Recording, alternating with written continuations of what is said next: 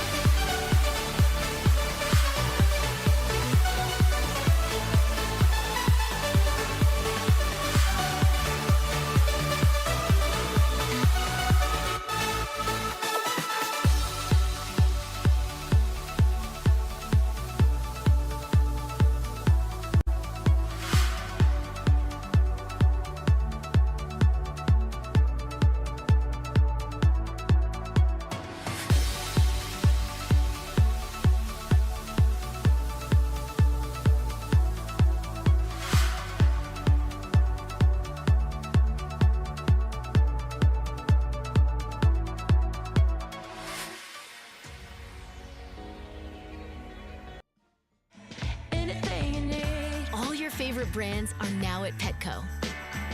You know you got it. And at great low prices. Petco, the health and wellness company.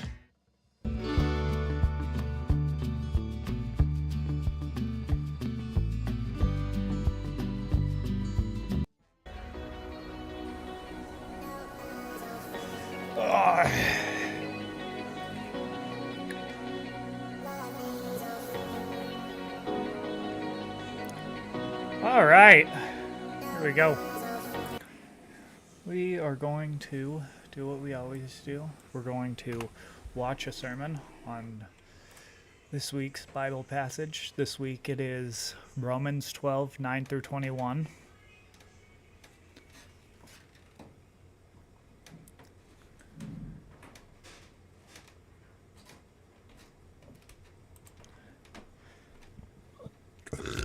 You gotta hear this song. Everybody said it. Everybody's heard it. It doesn't matter what age you are, certain songs just have that timeless quality. To 20 for a Father's Day message I've titled, I Won't Back Down. And as I was preparing this message, thinking through this, I was reflecting on We're gonna play a game of Risk while we do that. And on my desires for my kids, the desire that my kids would grow up to live healthy, godly lives. And the reality that every single father, really every single parent, we want what's best for our kids, don't we? Mm-hmm. We want them to grow up and live full and satisfying lives.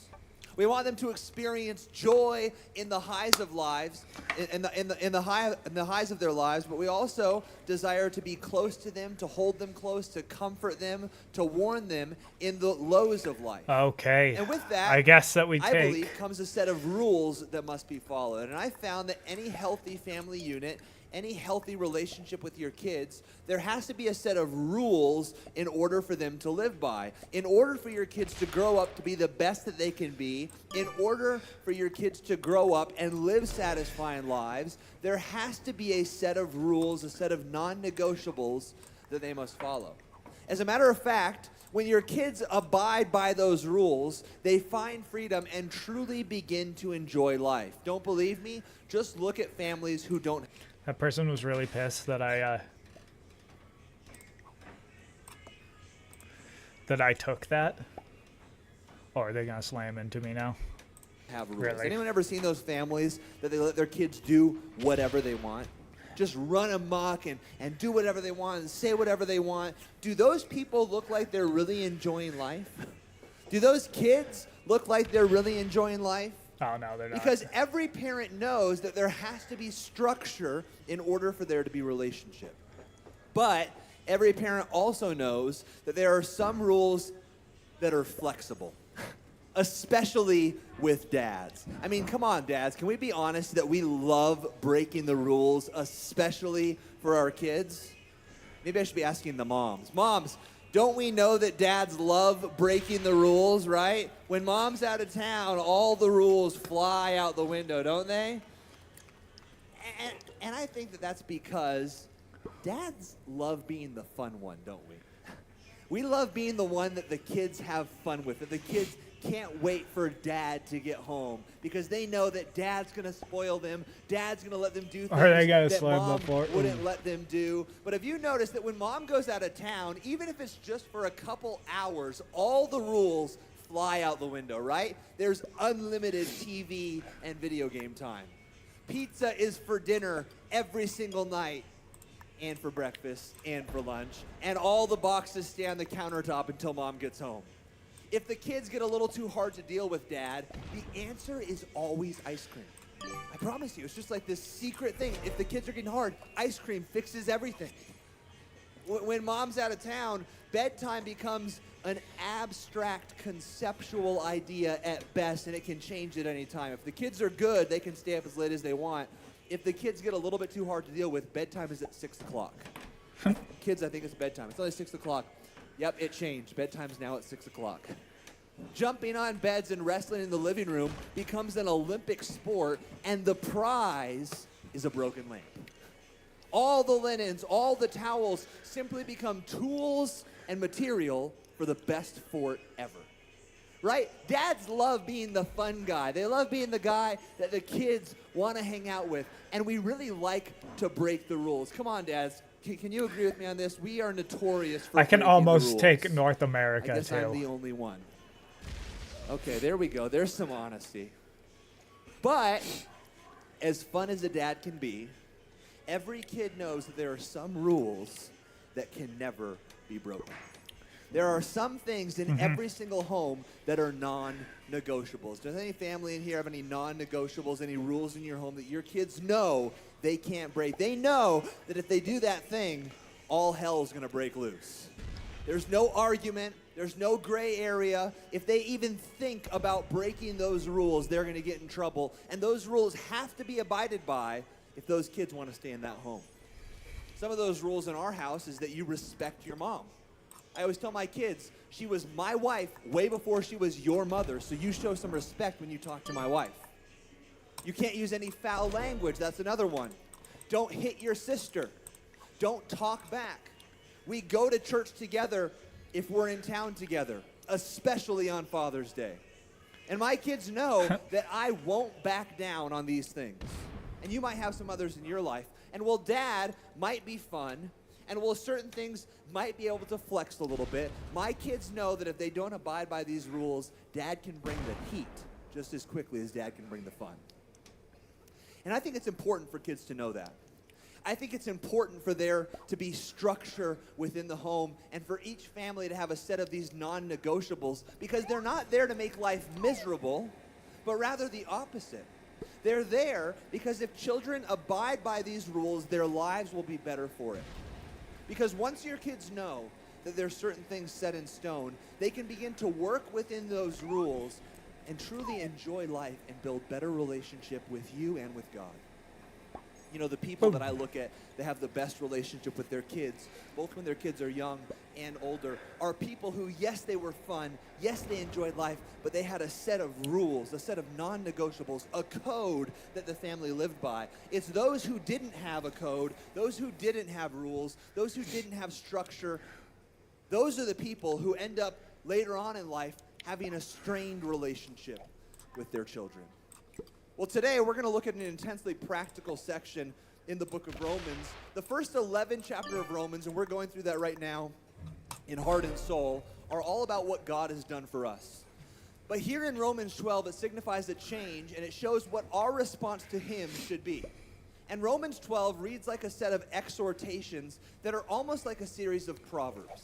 And here in Romans chapter 12, verse 9 to 21, we come to God's non-negotiables. These are the things that in this family, the family of God, the body of Christ, these are the things that our Father has set as non-negotiables. They're the things that he says, I won't back down from these things. And if you do these things, if you abide by these principles and these rules, you are going to enjoy life and live in better relationship with me.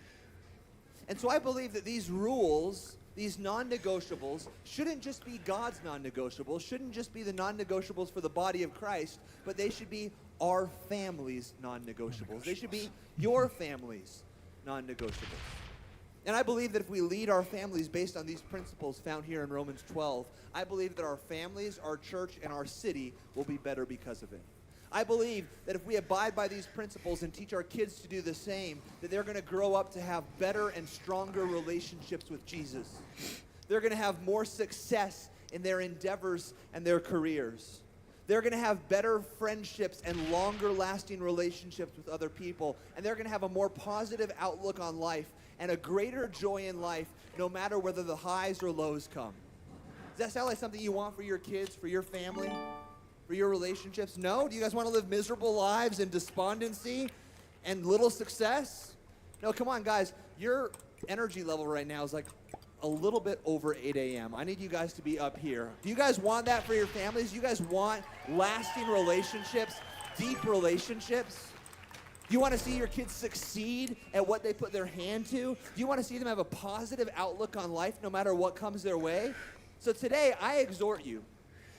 Let's each and every one of us, fathers, mothers, children, let's choose to be the leader that God has called us to be. Let's look at life, let's look at parenting in the eyes, and let's say with boldness and fire in our bellies, I won't back down. I'm called to this. This is what God has called me and equipped me to do, and so I'm going to rise to the occasion. There are things I'm not going to back down on. I'm going to lead my family well. Today we're going to see three things, three non-negotiables, three things that if you put into practice in your relationships, in your families, they will change the way that you live. Number one is that we are to be dedicated to the Lord. Number two is that we are to be determined to live passionately. And number three is that we will be disciplined to love relentlessly. Let's look at our text and see our first point. We are to be dedicated. Why would they do that?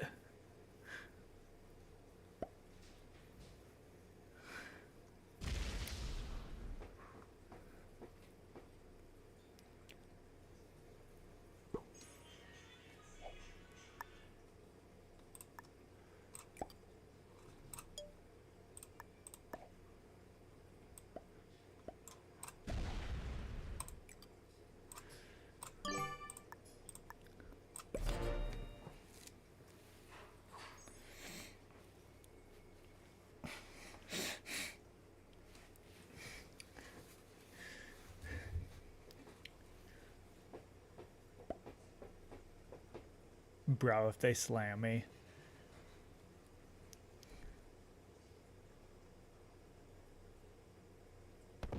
Are they going to slam me?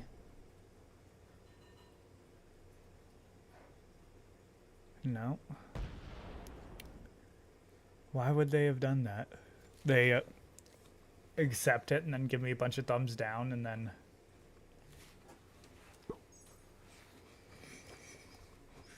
To the Because Lord. I hit there too Look at Romans to chapter get a 12, starting in bonus verse 9. immediately? Let love be without hypocrisy. Abhor what is evil. Cling to that which is good. Be kindly affectionate to one another with brotherly love, in honor giving preference to one another.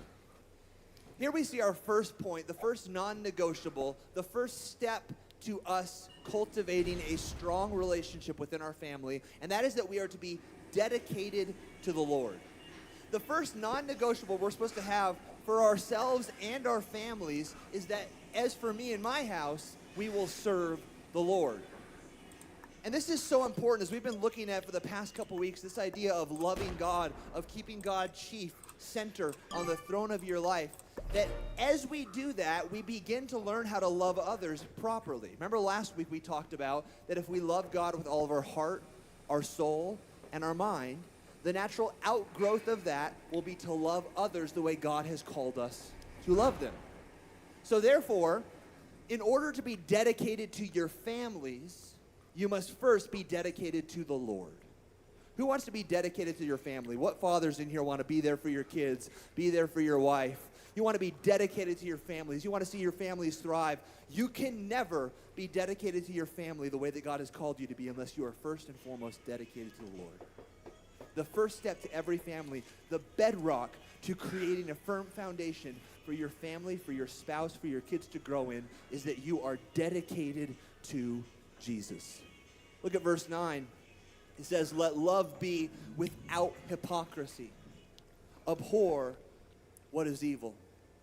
And as we talked about this love for others, this love for God, really our love for others is the outflow of our love for God. And I want to point out, this doesn't come naturally, it comes supernaturally. There are days when you wake up and naturally you don't want to show love to the people you're supposed to. There are days when your kids do something really, really, really dumb. And naturally, you want to ride them on that. You want to really just talk about that and push it in their face, and you really want to get angry. That's the natural response, but the supernatural response is different than the natural response. The love that we're supposed to have for others is an outgrowth of the supernatural love that God will pour into our lives. As we abide in Him, this love for others is the fruit of that relationship. Paul, in the classic chapter on love in 1 Corinthians 13, says, if I speak in the tongues of men and of angels, but have not love, I am only a resounding gong or a clanging cymbal. If I have the gift of prophecy and can fathom all mysteries and all knowledge, and if I have a faith that can move mountains, but have not love, I'm nothing. If I give all that I possess to the poor and surrender my body to the flames, but have not love, I gain nothing. See, love needs to be at the center of our homes. Our kids, our spouses, the people we care most about need to know first and foremost that we love them, and more importantly than that, that we love God, that we are dedicated to God. And as we show them through our actions that we are dedicated to God, the dedication to our families will follow suit. And this love that we're supposed to have for God and for others is to be without hypocrisy. Now, what does that mean? Well, the word used for hypocrite is one that would have been readily understood in this culture, and it's one that we can understand as well, and it spoke of a Greek actor. Now, in order to understand this, you have to understand Greek theater a little bit. Greek theater didn't have background or scenery or costumes. There was no special effects. There was no pyrotechnics. There was no one on a computer adding in things via green screen. Rather, everything had to be depicted by the actor. And the way that they would do that is the actors would carry masks, and these masks were made with different expressions on each mask, so the audience could clearly see if the character was depicting an emotion of a tragic, a comic, or a melodramatic. And so the actor would walk about stage holding these masks, and occasionally they would lift the mask to their face to show the audience the emotion they wanted to convey. So in context, what Paul is saying is that a true believer can't wear masks. A true believer must be absolutely truthful. See, Scripture tells us not to love merely in word, but in deed and truth. Donald Barnhouse said, "True love has to leave the stage and walk the paths of real life."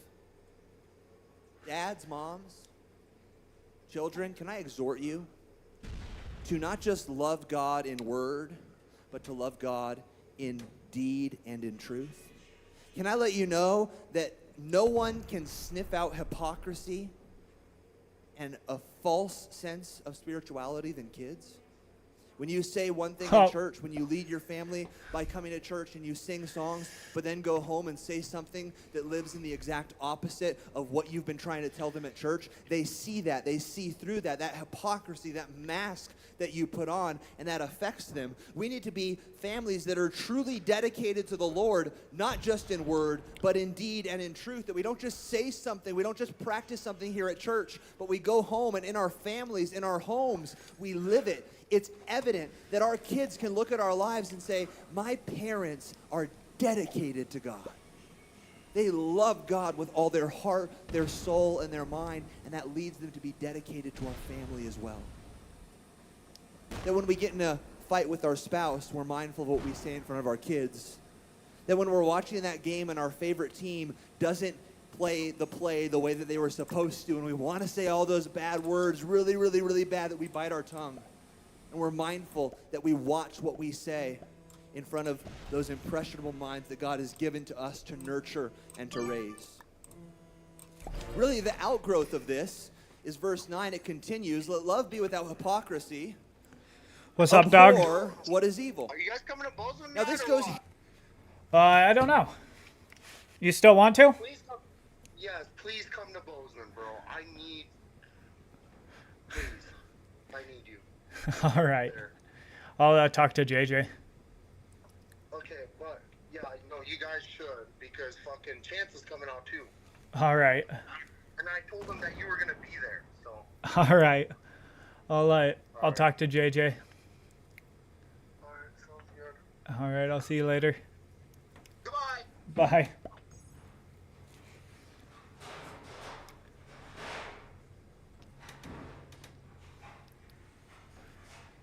Hand in hand with loving without hypocrisy. And this is really what it means to be dedicated to the Lord. This will be a natural outgrowth of dedication to God. And that is that for love to be pure love, it has to look like God's love. And God loves good and hates evil. Did you know that hatred is actually a Christian virtue? And you say, well, wait a second, Nate, that doesn't sound right. As a matter of fact, we don't use the word hate within our homes. That's one of our non-negotiables. That's one of our rules and standards. We don't use Well, you don't hate people. You hate actions. the word hate. But hate is a Christian virtue. And you say, wait a second. I know love, peace, patience, kindness, goodness, long-suffering. Hatred's not on that list. But hatred is a Christian virtue. Hatred is an attribute of God. God hates hypocrisy. God hates false religiosity. God hates sin, and God certainly hates evil. Isaiah 1:14 says, I hate the hypocrisy. This is God speaking. I hate the hypocrisy of your new moon festivals and your appointed feasts. They have become a burden to me. I am weary of bearing them. Speaking of ritual without relationship.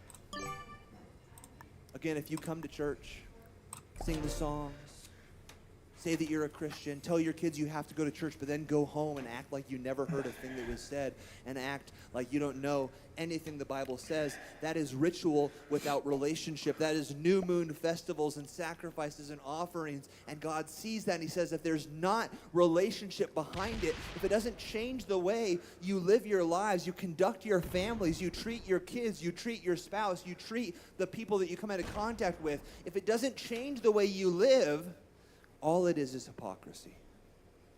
The greatest weakness of the church today is that we have such a tolerance for evil.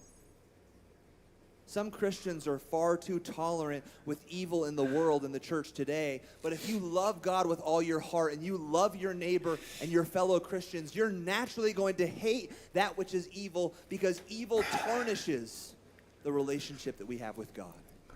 Evil tarnishes the relationship you have with your spouse. Evil tarnishes the relationship you're supposed to have with your kids. Evil tarnishes the relationship you're supposed to have with others. And so because we're dedicated to the Lord, that leads us to be dedicated to our families, and we abhor that which is evil because we don't want it to tarnish those that we love the most. Moms, you look at what's on the box when you grocery shop, right? You look at what's in the food that you prepare, that you feed your kids. You want to make sure it's nourishing, that you're giving them a well-balanced meal. You don't just put a thing of Spam on a plate and say, here you go, enjoy. Well, is there anything else? Nope, that's it. Again, dads are notorious for pizza every night of the week if moms are gone. Moms are notorious for making sure that their kids are well-nourished. Dads, the job falls on you to look on the backs of the box that the things that your kids are putting into their minds spiritually and emotionally. The content your kids consume, the music they listen to, the friends they spend time with, the movies they watch, the places they go. Your responsibility is to look on the back of the box and make sure that what they're putting into their system is well balanced, that it is nutritious, that it is acceptable for righteousness, to build them up, to bring within them the knowledge of God. We need to abhor that which is evil, cling to that which is good, make sure we're building our families up, building our houses up upon righteousness, dedicated to the Lord, and then dedicated to our families. Abhor could be translated, be constantly hating that which is evil. We need to understand Did that he want evil that is kill? something that can't be tolerated at any level.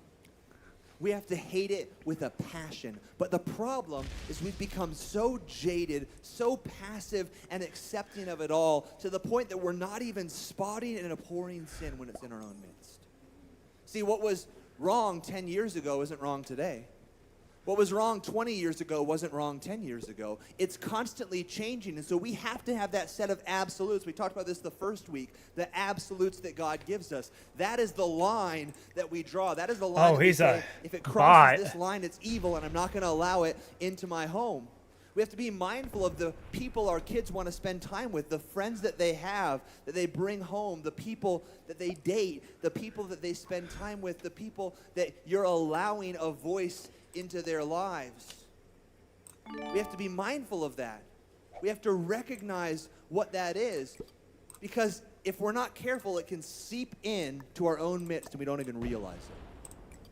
You know, I'm actually an advocate of sending kids to public school because I think it's important for them to learn to defend their faith.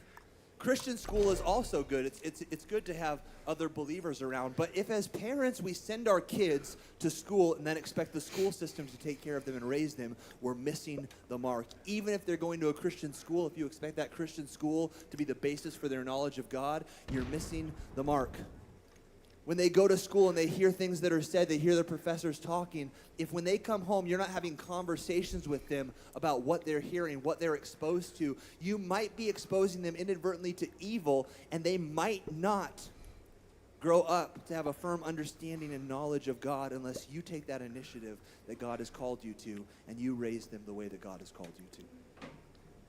The Christianity that many subscribe to today is no more than a cheap ripoff of the real thing. I read a story online titled, "Fake Apple Store Fools Even the Staff." And the article states, Chinese counterfeiters have had a field day pumping out knockoffs of Apple's best-selling iPhones and iPads. But one appears to have gone a step further. The near-flawless fake Apple Store that even employees believe is the real deal. Complete with white Apple logos, wooden tables, and cheery staff claiming they work for the iPhone maker, the store looks every bit like Apple stores found all over the world, but according to Apple and their website, there's no Apple stores in this province in China. The store in Kunming was stumbled upon by a 27-year-old American blogger, and he says, and I quote, "This was a total Apple Store ripoff. A beautiful ripoff. A brilliant ripoff. The best ripoff store we had ever seen. And being the curious types that we are, we struck up a Oh, conversation with these that salespeople sucked. who, hand to God, all genuinely think they work for Apple. Some people have become so accepting of sin within the church and their homes, they can no longer spot it. They've become so used to the fake Christianity, they don't even know the difference anymore. One quote in that story really caught my attention, struck a chord with my heart. It said this was a total Apple Store ripoff. A beautiful ripoff.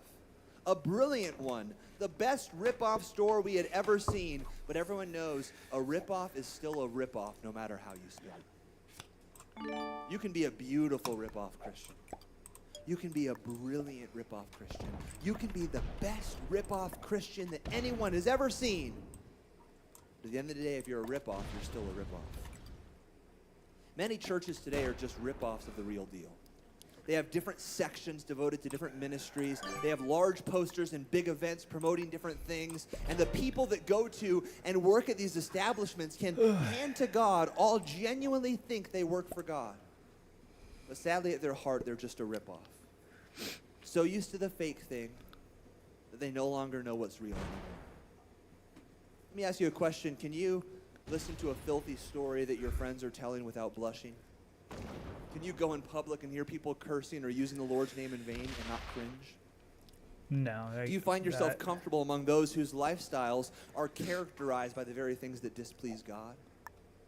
Proverbs 8:13 says, "The fear of the Lord is to hate evil, pride, and arrogance, and the evil way and the perverse mouth do I hate." Jude 1:20-23 says, "And on some have compassion, making a distinction, but others save with fear, pulling them out of the fire, hating even the garment defiled by the flesh." Jude is saying that when you go into the world to reach someone for Christ, you have to have a healthy fear of the things that have been defiled by the worldly system. You have to carefully rescue some people, individuals headed for hell, lest you get burned in the process. That's a really serious warning. And see, we as adults have a better filter. We have the ability to discern things. We have the ability, because of maturity, to see things and be more careful in that process. But when we send our kids out into the lost and broken world, they don't have that same discernment, that same maturity. And so they can get so close to the evil in society, they don't realize that it's infiltrating their own lives and they're getting burned in the process. That's our job. God has called us to do that for them until they get to the age where they can do that for themselves. We need to be careful lest they get burned in the process. So we hate sin because we know how destructive it can be. Lot is a perfect example of a man who was compromised by the ungodly people around him. He didn't choose to fall into sin. He just got comfortable around it. There we go. He just got so used That was to an being easy around game those right people there. that he didn't realize what happened. Aaron stands Almost as another too man easy. who went with the crowd instead of the Lord. And we often think that God only hates that which is vile and wicked and outwardly dark, but God also hates our religious games as well. Isaiah 1:12, I read a little bit of it before. The whole verse says this: "When you come to appear before me, who has asked this of you? This trampling of my courts. Stop bringing meaningless offerings. Your new moon festivals, your appointed feasts, my soul hates. They become a burden to me. I am weary of them. So when you spread out your hands in prayer, I will hide my eyes from you. Even Purple's if you probably offer a many beginner. prayers, Yeah, they I were won't all- listen. Your hands are full of blood. Wash and make yourselves clean. Take your evil deeds out of my sight. Stop doing wrong. Learn to do right. Seek justice. Encourage the oppressed. Defend the cause of the fatherless. Please plead the case of the widow." Notice how God is more interested in the practical than in our parades. We can come and parade ourselves and say prayers and sing songs, but if we're not going home and living it before those that we care about most, it's meaningless. And God says, if you do that, I don't want to hear your praise. I don't want to hear your worship. I don't want to hear your prayers. I don't even want to listen to them. I'm going to turn my eyes from them. God I don't know what hates touch our controls are. elaborate praise and worship if it doesn't practically affect us in the real world. Praise and worship is good, but it's got to affect the way that we live. Verse 9 says, cling to that which is good. This is a word that means to stick with glue. It's the same word used of a marriage bond. And so in that context, it means to stick to that which is good, to don't ever leave it till the day that you die. See, some people falsely believe that the Bible is nothing more than an endless list of don'ts, rules, no's, regulations.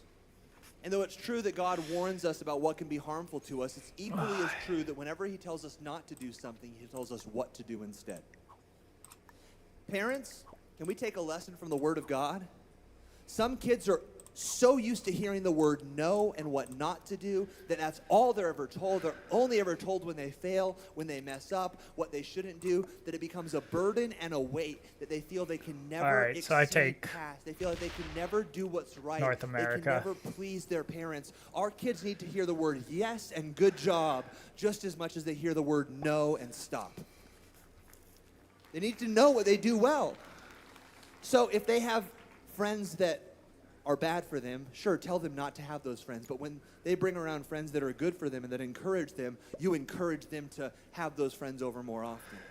When they mess up and do something they shouldn't do, sure, tell them they shouldn't do that. Tell them to stop it. But when they do something good, when they display biblical truths naturally, encourage that, water that, so it grows into a full, beautiful, blossoming flower.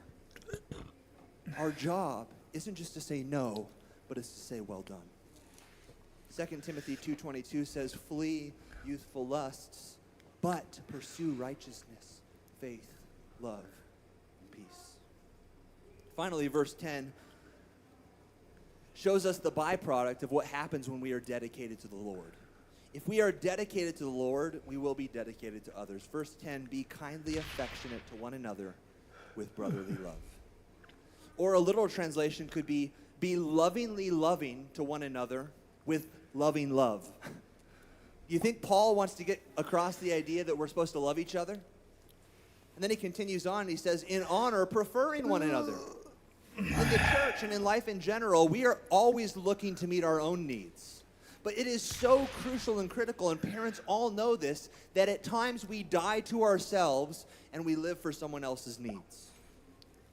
In the church and in life in general, we come to church expecting to be ministered to. And though there's nothing wrong with that, and we should be ministered to in one sense, in another, we should also come to church seeking to minister to others as well. The same is true of relationships. If you enter the relationship solely interested in how your partner can meet your needs and wants, you're going to be greatly disappointed. And you will also be a great disappointment to others. Philippians 2:1 says, in lowliness of mind, let each esteem others better than themselves. Look not every man on his own thoughts, but also on the things of others. So number one, we need to be dedicated to the Lord. And as we are dedicated to the Lord, that will lead us to our next point. The next non-negotiable is that we would be determined to live passionately. Determined to live passionately. Look at verse 11. It says, not lagging in diligence, but fervent in spirit, serving the Lord. The King James Version translates that as not slothful in business. Martin Luther said, be not lazy as to what you ought to do. Now, this is really primarily speaking of our service to the Lord, though it could easily be taken to apply to everything we do. Now, every dad should love this. Every dad should get this, because whoever grew up hearing their dad tell them to stop being lazy, to get up and work, to get a job, to do something. Every dad should love this idea because quitters never win and winners never quit. Come on, somebody. I need some dads to help me preach this message to the next generation today, because it's okay if you fall down. It's okay if you strike out. It's okay if you mess up, as long as you get back up and you try again. So stop complaining about the boo-boo on your knee and get back on that bike and keep riding, because winners never quit. We never quit in this house, amen? Let's go. Come on, we never quit. We keep trying. We keep pushing. We keep hustling. We keep working. On a side note, have you ever noticed how competitive and serious dads view the sports that their kids play? Go to a kid's baseball game, and the kids won't be that competitive, but the dads, whew, it's another story. Like, they get into it. I mean, they're getting in fights with each other, yelling at the umpire, getting super frustrated and mad. And that's because we want to see our kids succeed, right? We want to see our kids win. I remember the first t-ball game that I went to for Seth. I was shocked when I saw that there was no scoreboard. And I asked another dad, I was like, hey, why is there no scoreboard? And he said, he had a couple kids go through t-ball. Well, they don't keep score in this league. There's no winners and there's no losers. And in that very moment, I pulled my phone out and found an app to start keeping score for kids' Little League games. And I determined that I would be the scorekeeper if they didn't want to have one. And so after the first game, Seth got in the car, and I said, Seth, congratulations on winning your first game. And he said, well, Dad, they didn't keep score. And I said, I did. Even if they don't keep score, I did. And after every game, you come in this car and you ask me who won or who lost, and I'll tell you the truth. Because in life, there are winners and there are losers. And even if they won't tell you that, I will. But at the end of the day, and I told Seth this, I don't care if you win or lose. I don't care if you strike out as long as you try. You can get up and strike out, and that's fine. But if I see you in the outfield picking dandelions and chasing butterflies, we're going to have some issues. Because we never quit. We try. We work hard. We hustle. And understand this, spiritual laziness is the cause of spiritual defeat. If you find yourself at a place of loss in your spiritual life, you're stuck in sin, you've fallen down, it's probably because earlier on you were spiritually lazy and you didn't do that what you needed to do to grow spiritually. Many Christian men spend more time shaving, brushing their teeth, and pumping iron for physical growth than they do focusing on spiritual growth. Some Christian women spend more time putting on makeup than they do putting on the Lord Jesus Christ. But guess what, ladies? Unlike the outside, you can actually fix the inside if you try. And it doesn't matter how many times you paint that barn, it's still a barn. But Jesus wants to turn the inside of that barn into a temple of the Most High God where Jesus Christ himself dwells. He wants to pimp your ride. He wants to give you a complete home makeover. He wants to turn your fixer-upper into an MTV crib. So why don't we start focusing, putting our work and our effort on where it matters, on growing spiritually. But spiritual laziness will lead to spiritual defeat. And then there's those, and these people drive me up a wall, who use their Christianity as a cloak for poor workmanship and laziness. And they'll say, well, I'm not going to apply for jobs because I just trust that God's going to bring me something. I'm not going to work. I'm not going to do my best because God's going to provide for all my needs anyways, right? The Bible says that he provides for even the birds of the air, so of course he's going to provide for me. So I can just be lazy and not do anything. Stop using Jesus as an excuse for you to not do a good job and be lazy. We don't serve a lazy God. We serve a hard-working God who prizes workmanship, who prizes when we hustle and do our best work and give our best to God, not our worst to God. So let's stop blaming God for our bad work ethic. If you have a bad work ethic, that's your fault, not God's fault. We as believers should be the best at what we do, not the worst. Yeah. If you're a believer, you should be the best student, the best secretary, the best delivery man, the best graphic designer, the best farmer, the best builder, the best doctor, the best salesman, the best mother, the best father, the best whatever. Colossians 3:23 says, whatsoever you do, do it wholeheartedly as unto the Lord. Understand this, even if you're not in ministry on a stage, whatever you do when you go out here during the week, you're in ministry. And you're representing your God. You're representing your relationship to God by the work that you do. As you look at the Old Testament, in the building of the temple, you see how there was an anointing from God on the craftsmanship of what they did. Not just on the Levites and the priests, but on the craftsmen. Exodus 36:2 says, and every gifted artisan in whose heart the Lord has put wisdom, everyone whose heart was stirred to come and do the work. I'm appalled at the shabby, second-rate work too often done in the name of Christ in the arts by believers. Why is it that Christians should be known for making stupid, dumb, poorly made movies and music? But we are. We are. That's what we're known for. We're known for imitating Blue's screwed right here. What the world does instead of setting the bar, Blue. setting the example, I mean, they might and be doing able the to. best. We shouldn't be imitating others. The world should be looking at the excellence by which we do our work, by the excellence that we bring to the arts and to the world, and they should be imitating us, not vice versa. We should be setting the bar, setting the excellence for work done. Verse 11 gives the answer to if you're in a place of slothfulness and laziness, you want to know how to get out. Verse 11 says that we are to be fervent in spirit. That is, to be aglow with the Spirit. This is where you get the energy to not be slothful. We need burning hearts like the two disciples on the road to Emmaus. Apollos was described this way as well. Where in Acts 18:24 it says, and a certain Jew named Apollos, born at Alexandria, an eloquent man and mighty in the scriptures, came to Ephesus. This man was instructed in the way of the Lord, and being fervent in spirit, he spoke and taught diligently the things of the Lord. This is the answer to when you're at the end of your rope and you can't work anymore in your own strength. Ooh, you have a he's secret gonna get weapon, slammed. and that's the Holy Spirit.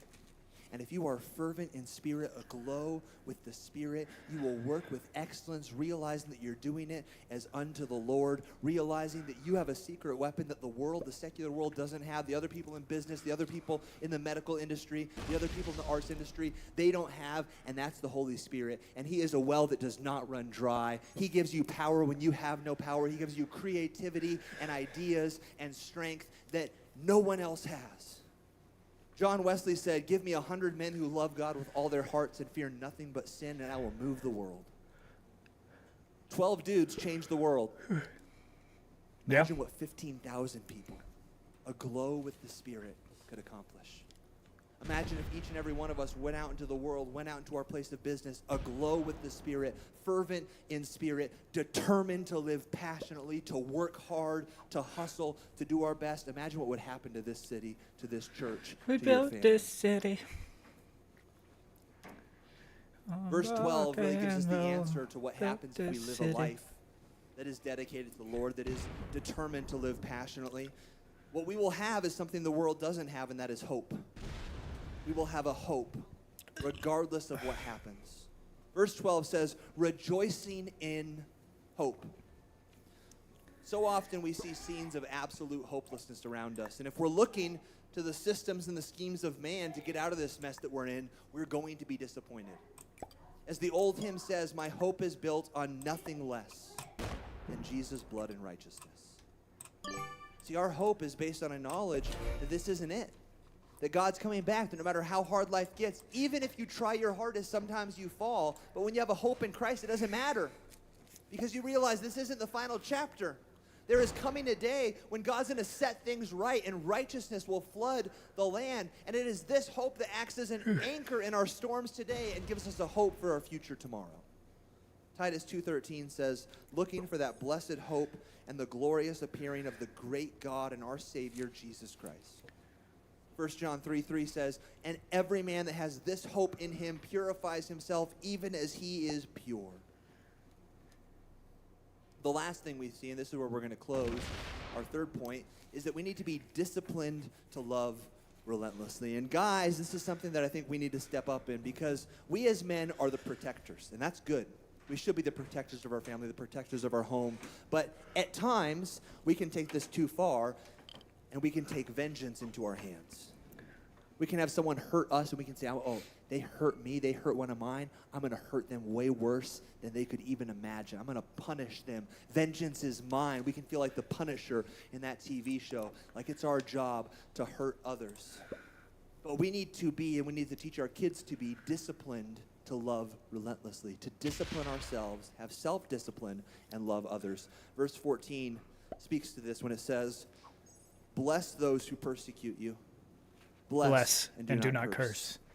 This word is in the present tense, which means something we do constantly to someone who constantly wishes us harm. Luke 6:27, Jesus speaks to this, and he says, love your enemies, do good to those who hate you. And Jesus certainly practiced what he preached, what he uttered on that sunny Sermon on the Mount. He practiced as he hung on a cross on Golgotha, as did Stephen. And this takes discipline. This takes self-discipline. We need to discipline ourselves to love others relentlessly. We need to teach our kids to love others regardless of whether or not that love is reciprocated. To love others even when our love for others is responded to with hatred. Verse 18 continues, and it says, if it is possible, As much as depends on you, live peaceably with all men. Again, this is such a practical statement, and I'm so thankful that God added those words, if it's possible. Because sometimes it's not, right? Sometimes it's not possible to live peaceably with all men. If someone breaks into your home with the intention of hurting you and your family, it might not be possible to live peaceably with that person. You might have to take extreme force to protect you and your family. There are people, some people, that you try to make peace with, but you're unable to. But don't use this verse as an excuse to not try to live peaceably with all men. See, some people use this verse and say, well, that person, I don't even want to try with them, so I'm just going to hang my hat on the if it's not possible verse. So it's not possible. No, we have to try. We have to put forth our best effort. Do your best and commit the rest. In fact, sometimes the very divisions that we have within our lives, and this is really what it's speaking to, happen over our faith in Jesus Christ. Matthew 10:34 says, don't suppose that I came to bring peace to the earth. I didn't come to bring peace but the sword. For I have come to turn a man against his father, a daughter against her mother, a daughter-in-law against her mother-in-law. This is really what it's speaking of. There's some people that because of your faith in Christ, it won't be possible for you to live at peace with. And in those situations, Paul's saying it's okay to brush the dust off your sandals and go the other direction. Verse 21 really gives us the answer to what do we do if someone has wronged us, someone has hurt us? What are the weapons that we fight with? Verse 21 says, do not be overcome by evil. But overcome evil, with good. Again, I love it. God both tells me what not to do, but also what to do. And this text gives us a choice between two things that it encourages us to choose the better one. You must either be overcome by evil or you yourself must overcome evil. One of the two. You can't let evil alone, and evil certainly won't let you alone. So the answer is you've got to take up arms and you've got to fight. And in the battle, you will either be conquered or you will conquer. See, this text isn't simply teaching passive non-resistance. It teaches us active deeds of kindness towards our enemies. Overcome evil with good. What are the weapons that you fight evil with? Not more evil. You don't fight fire with fire. You fight evil with good. Mm-hmm. To those who hurt you, to those who wrong you, those who persecute you, you bless them. So if someone hurts you, don't just forgive them, avenge it by doing them a favor. And you might say, Nate, that's the worst advice I've ever heard at church. That's a terrible way to govern society. You're right, that's true. It's a horrible way to govern society. But these words aren't given to us to govern society. They're given to us to govern ourselves. Lives by. Mm-hmm. God's given us the Mosaic law to govern our society by. And as a matter of fact, Romans 13:4 speaks to those who hurt others, and it speaks to a nation's law enforcement official when it says, if you do evil, be afraid. Come on, guys, we like that, right? Be afraid. But to the law enforcement official, it says, for he does not bear the sword in vain. He is God's minister, an avenger to execute wrath on him who practices evil. The point is, God will avenge you. God will look after you. God will protect you. Trust in him. So, may God help us to implement these principles within our lives. May he help us put these things into practice within our families. May you let these things become your family values, the things that you won't back down from. Let's teach our kids, let's teach our families to be dedicated to the Lord, to be determined to live passionately, and to be disciplined to love relentlessly. Let these be your non-negotiables, that you would have a real and genuine love for God and for others, that you would abhor or hate what is evil and you would cling to what is good, that you wouldn't be lazy spiritually, you wouldn't be lazy within your life, your working life, but rather you would be aglow with the Spirit, fervent, that you would be passionate. And finally, don't repay evil, but instead repay it with acts of kindness. And I'll be the first to admit some of these are harder to do than others. And you might say, Nate, one of the things on that list, I'm just going to have a really, really hard time doing. But no one ever said that being a leader would be easy, did they? No one ever said being a father or a mother but be leave easy. room for God's wrath. So let's lead our families as we dedicate ourselves to him. Let's rise to the occasion, and let's believe that as we do, he's going to give us the strength we don't have to do what he's asked us to do. And let's look this world dead in its baby blues, and let's fight against the status quo. Let's look at the statistics, look at the news, look at the norm, and say with fire in your belly, I won't back down. Lord, we thank you for your word and the truth that it brings, the encouragement, the exhortation, that, Lord, there are things that we shouldn't back down from, that we should be dedicated to you. We should be determined to live passionately, and we should be disciplined to love relentlessly. Lord, I believe that as we do these things, you will turn this world, you'll turn our families, this church, this city upside down. Lord, help us leave this place to practice what we preach, to put into practice what we've heard, to change those around us. In Jesus' name we pray.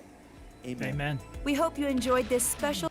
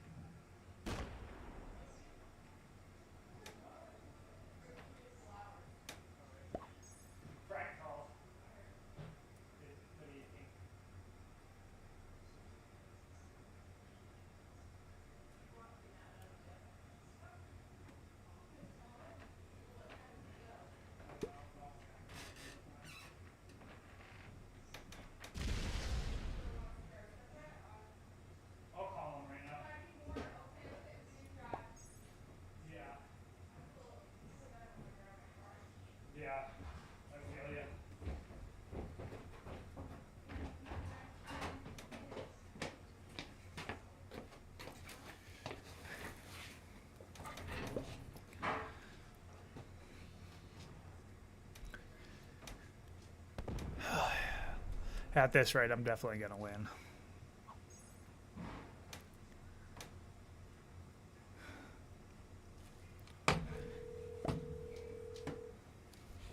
What? Jeez! I'm just kidding, man. What are you doing? She's down, but she doesn't feel like driving. But what time would you want us to go? I already fucking left, man. I got a date to go on. Dude. Ah, damn.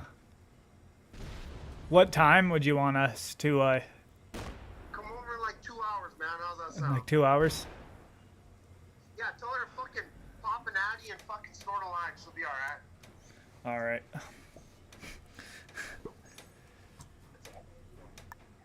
Alright. Hello? Hey. You there? Oh, okay. Yeah. Just making sure you're still there. You weren't saying anything. But, okay, I'll talk to you soon, okay? Goodbye. Alright, bye.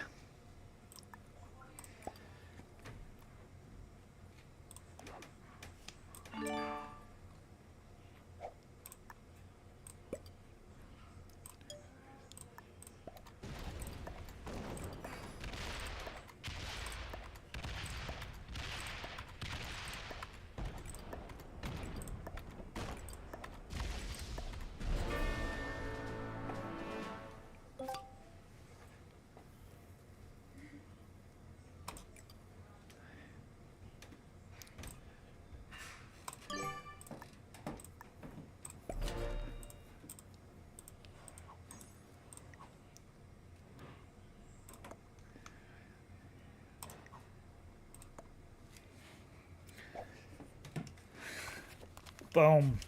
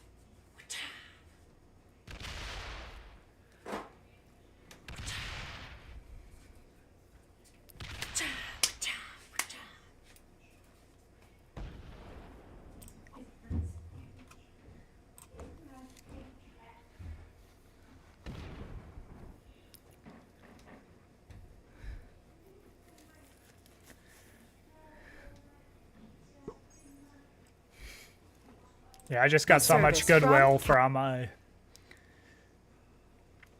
from Pink that like he basically is like dedicated to not attack me.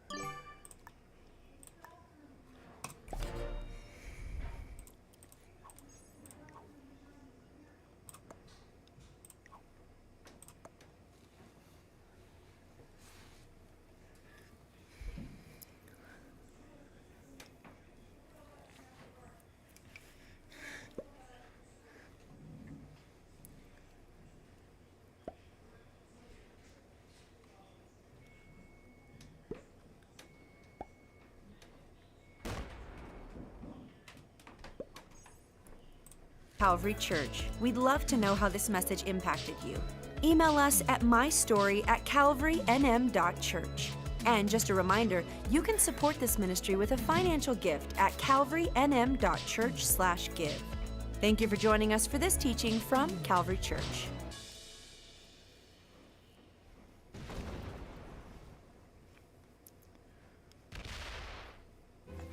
There's something I have to tell you.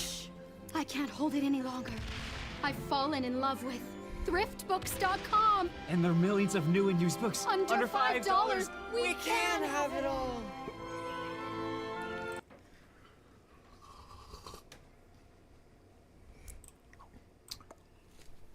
Boom.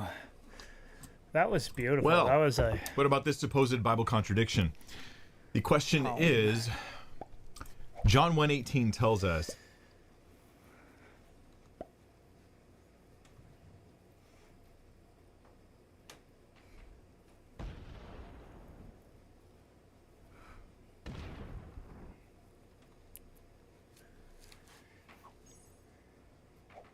how far ahead am I? I am so far ahead. I'm just going to go like this.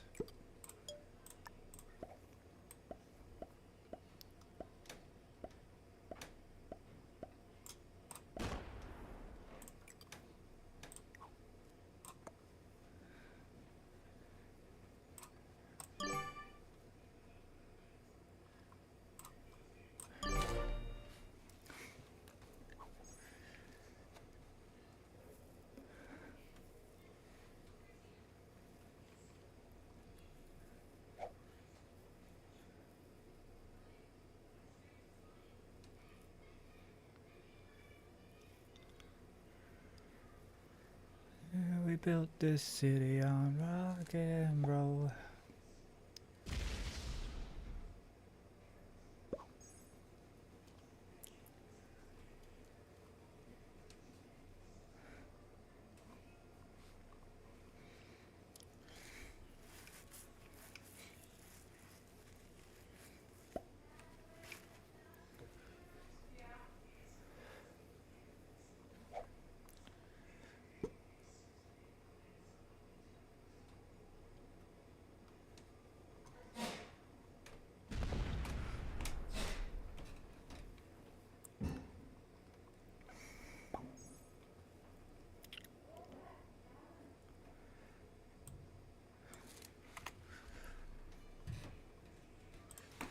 Trump, Fox News, Texas.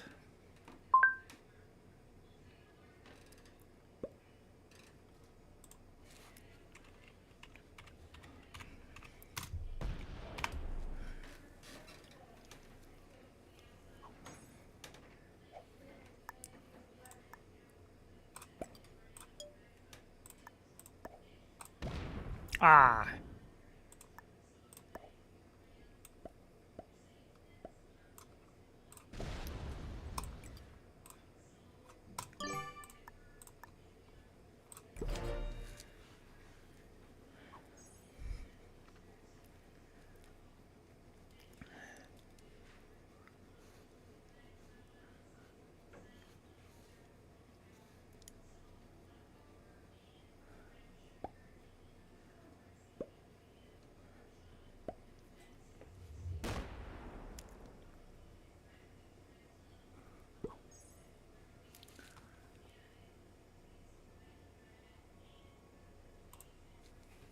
Let's watch this. Joe Biden and Kamala Harris. They keep failing us. And John Tester was given a choice. Time after time.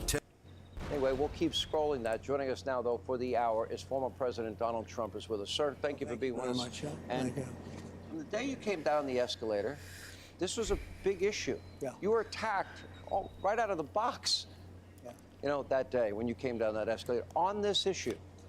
Well, I was hearing about it from a lot of people, and it was one of the primary reasons in 2016 that I ran. And I ran on the border, and I ran on other things, but I ran on the border largely. And we fixed the problem, and in 2020, it wasn't even a subject. I'd go out, I'd say, I want to talk about the border. They'd say, sir, you fixed the border. Nobody cares about the border anymore.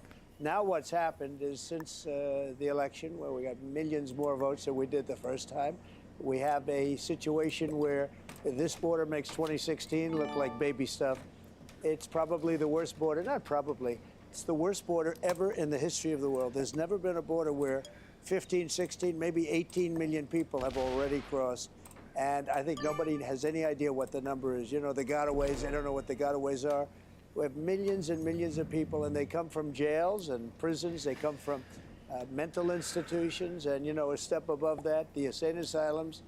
And it's just hard to believe. And you have terrorists coming. You know, I've noticed, as somebody that watches your show a lot, I think you do a fantastic job, but you say 100% certain.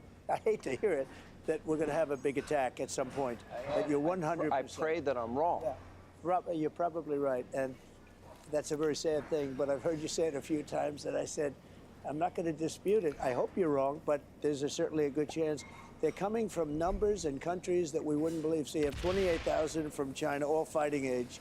You don't see women, and you don't see men much older than that. It's from 18 to 25, 26 years old. And there's something going on. And they're coming from Yemen that we're bombing. They're coming from the Congo, from prisons in the Congo. The only good thing is it makes our prisoners look like very nice people, I'll tell you, because these are rough people that are coming in. When you see them from Venezuela fighting, having fistfights with the cops, we never saw that. You'd see cops a lot of bad things happen to cops, but you never saw people standing in the middle of a street in a fistfight. And if that happened in their country, they'd kill them within seconds. They wouldn't allow it. They wouldn't stand for it. So it's a very terrible thing. Our country is being poisoned. We're really being poisoned. And it's hard to believe, you know, as a business guy, you always want to understand the other side. I want to understand, what is the other side thinking, even if you disagree.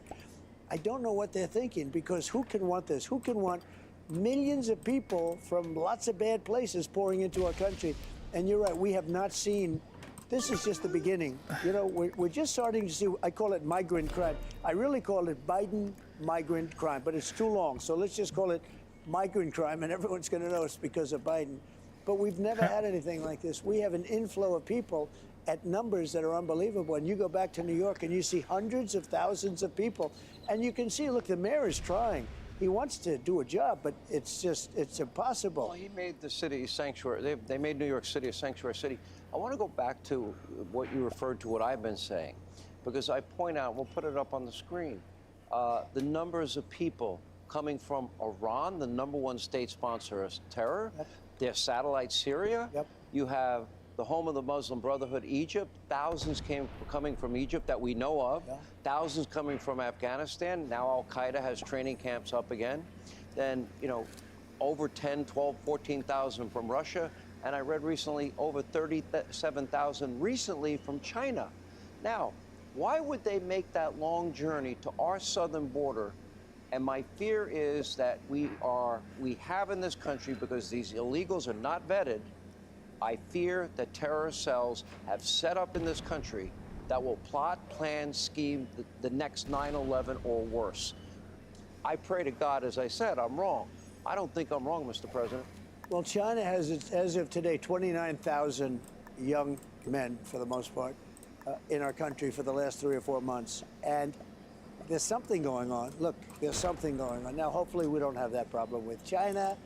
I always had a good relationship with China until the COVID came in. That was a step too far. We took in hundreds of billions of dollars from China. No president took in 10 cents, not 10 cents. And we, you know, we still got along with them. But when you look at this, and when you look at other countries, we have a lot coming in from Iran. We have a lot coming in from You know, places that we're fighting right now, you know, here go the bombs. You don't have to have bombs. We had no war. It was the first one, 78 years we had no war, other than I defeated ISIS. We knocked out ISIS. We took out the leading terrorists in the world, both of them. Took them out, gone. And now... Baghdadi, Soleimani, leader of Al-Qaeda in Yemen. Al-Baghdadi and Soleimani, the worst in the world, And you look at it and you look at what's going on with our country. I'll tell you, you come to Texas, this is now a war zone. And they view it as a war zone. And Mexico's doing nothing to help us. They're letting the caravans come unimpeded. I mean, they come in by the thousands. You have caravans with 25,000 people in them just walking into our country.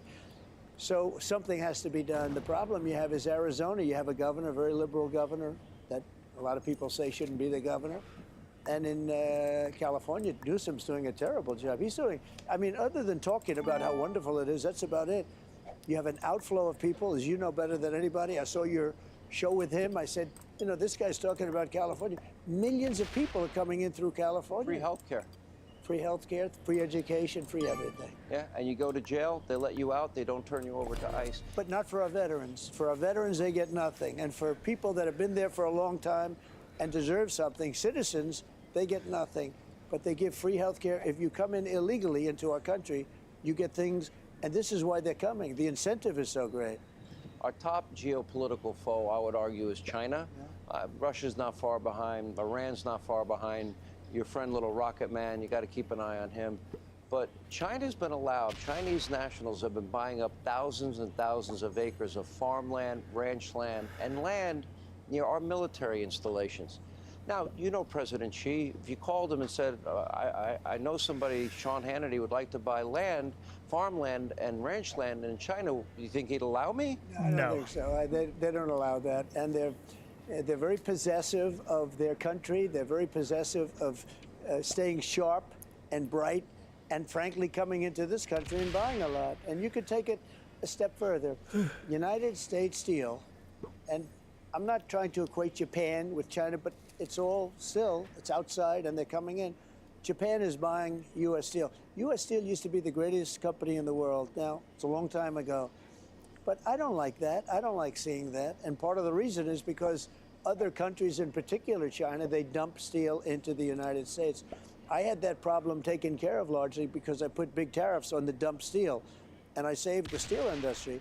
But now they're letting it go. And, you know, you're not going to have a steel. You want to build an army tank, and you're fighting China. You're going to have to get the steel from China. And it's, I think it's a very dangerous position. I don't think our country, just overall, I don't think our country has ever been in a dangerous position like it is right now. When you look at what's happened with all of this stuff that we're talking about tonight, but beyond that, just this total incompetence. And it began to a large extent with the election, but it began with Afghanistan. When we showed that weakness and that stupidity, taking the military out first, leaving $85 billion worth of equipment behind, 13 soldiers killed. Nobody ever talks about the 38 that were obliterated. They lost their arms, their legs, just obliterated. And we left a lot of Americans behind. You used to cover that, actually. You used to give it a countdown. How many days? I think you stopped doing it. It's so long now. But it's horrible. You have Americans over there that I guess you could call them hostages in a sense, but they are over there. They're trapped behind enemy lines. It's a horrible thing that happened. So our country, and you have Iran getting close to having a nuclear weapon, possibly 35 days. The IAEA, I'm not a fan of the UN, but they said that they think they now have weapons grade they do. Material to build weapons. Would have never happened. Iran was broke. I didn't let China, I told China, you're not going to buy or you're not going to do business in the United States. If you buy, no business in the United States. I told that to many countries. Nobody bought oil from Iran. It's all about the oil. Nobody bought oil from Iran. And they were broke. They were acknowledged to be broke. They had no money for Hamas. They had no money for Hezbollah. Now they have $231 billion that they made over the last 3 years. And Joe is helping to make the Iranian mullahs rich again. Well, they've become very rich. The $10 billion that he allowed from Iraq? They laugh at him. They laugh at him. They think he's the worst. Look, he's the worst president in the history of our country. Jimmy Carter is a very happy man now because his presidency is brilliant by comparison to Joe Biden. Brilliant. Let me ask you this. Speaking of your friend Joe, Would have been nice if he came, he would sit with us. I'm not sure if he's capable of having a discussion like this. I tend to doubt it. I've covered that fairly extensively. He shows up today, and he didn't really show up at one of the hot spots at the border. But I played that tape. You know, everybody has children, and if they get children, they're all going to get in trouble. I don't care about what they did so much, but if they lie to you, they get in a whole lot of trouble. Right. And they've been lying to the American people for 3 years. I played that montage. The border's secure, the border's closed, the border's secure, the border's closed. No, it wasn't. You know, our eyes were not lying to us. We've been showing this video of these migrant caravans for 3 years, and now all of a sudden they have changed the narrative. This is Republicans' fault? Your reaction? It's all disinformation. Russia, Russia, Russia. Everything they do.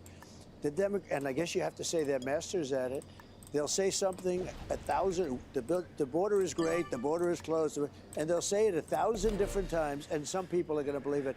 I think that's probably the hardest thing that they've got to do, because they have destroyed this border, and they're in the process of destroying our country.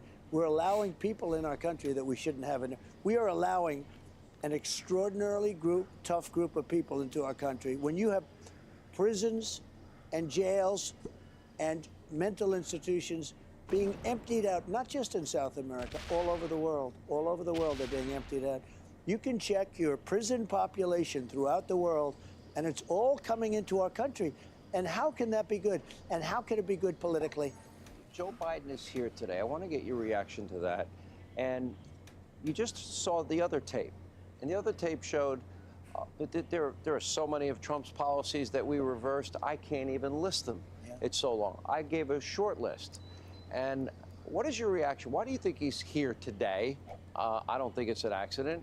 And he had bragged about reversing the policies that you put in place. What's your reaction? Well, I know why he's here, because he found out that we were coming. We were here. Look, you and I made this agreement 2 weeks ago. No, actually, a month and a half ago. Oh, really? Yeah. That's interesting. But we made it a while ago, and the word got out. And a couple of weeks ago, it started getting out. And then they found out for sure. You put up the nice little picture on the right-hand bottom corner of your television set that I was coming, and all of a sudden they announced that they're coming. But they went to the wrong area. They went to an area that the governor and myself have done a good job on, and there's essentially nobody coming through. So, you know, you're not seeing it. This area is tough.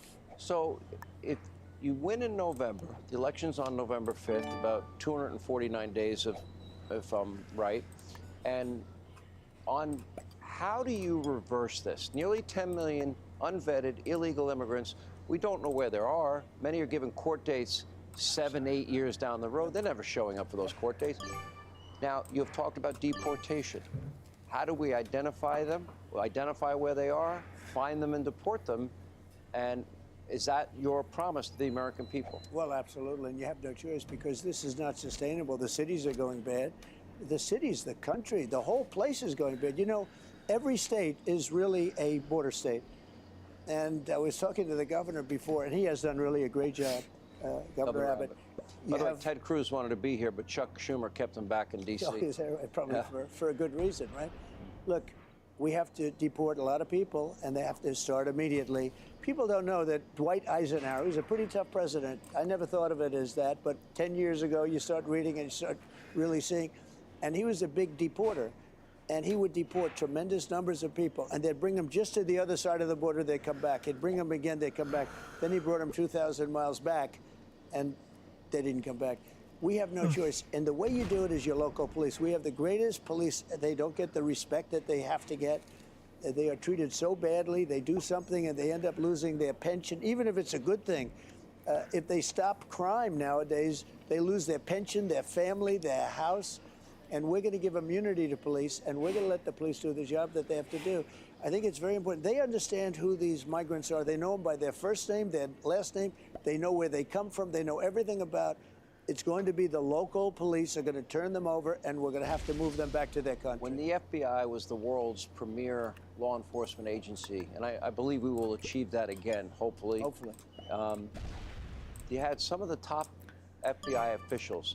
They have said what we are witnessing is an invasion of military-age men. you ask the question, you try to understand people that think differently than you. For the life of me, I can't come up with any rationale or reason for this. So there's two things that you think of. Number one, they maybe want the votes. They think that they're going to get these people registered and to vote. And I'll give you citizenship. I hope you remember me at the look polls. all sorts of things, but I don't know. I'm doing very well with Hispanic, and you have a lot of Hispanic coming. But the fact is that you have two things. Either they're stupid, right, or they hate our country.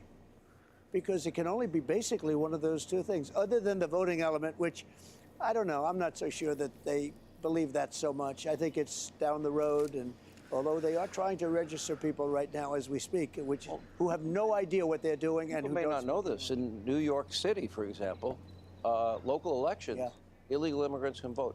We got to take a break. We're just getting started. We're at the border at Eagles Pass. Hey, Sean Hannity here. Hey, click here to subscribe to Fox News YouTube page and catch our hottest interviews and most compelling analysis. You will not get it anywhere else.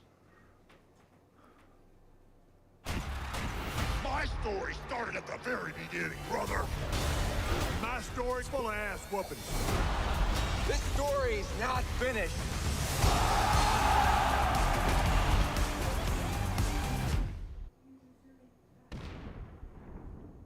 Conversation with independent presidential candidate Robert F. Kennedy Jr.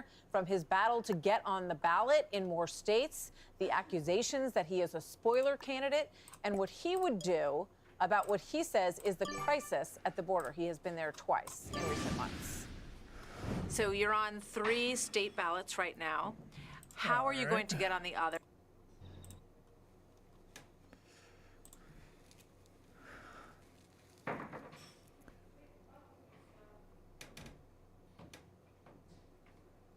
I want to see what this guy has to say about the far right's fake Palestine. Why do I keep doing this to myself? Hey, it's me, your This guy seems so fucking BreadTube dad. Today, I found one of the worst things, and now I must show it to you. Again, I recently found out that anti-Semitic ghouls have been pretending to support Palestine in its struggle against a brutal ethnic cleansing campaign to grow their following on social media and spread their bullshit. So, no. I don't think that's need what this. it's for. Let's talk about I think Stop that they Zionist actually Hate are and how the far sympathetic right to uses the- moments like this to spread anti-Semitism. Oh. Man, he's so fat. Him. Why did he drink like that? All right. Ew. For the content. For the content.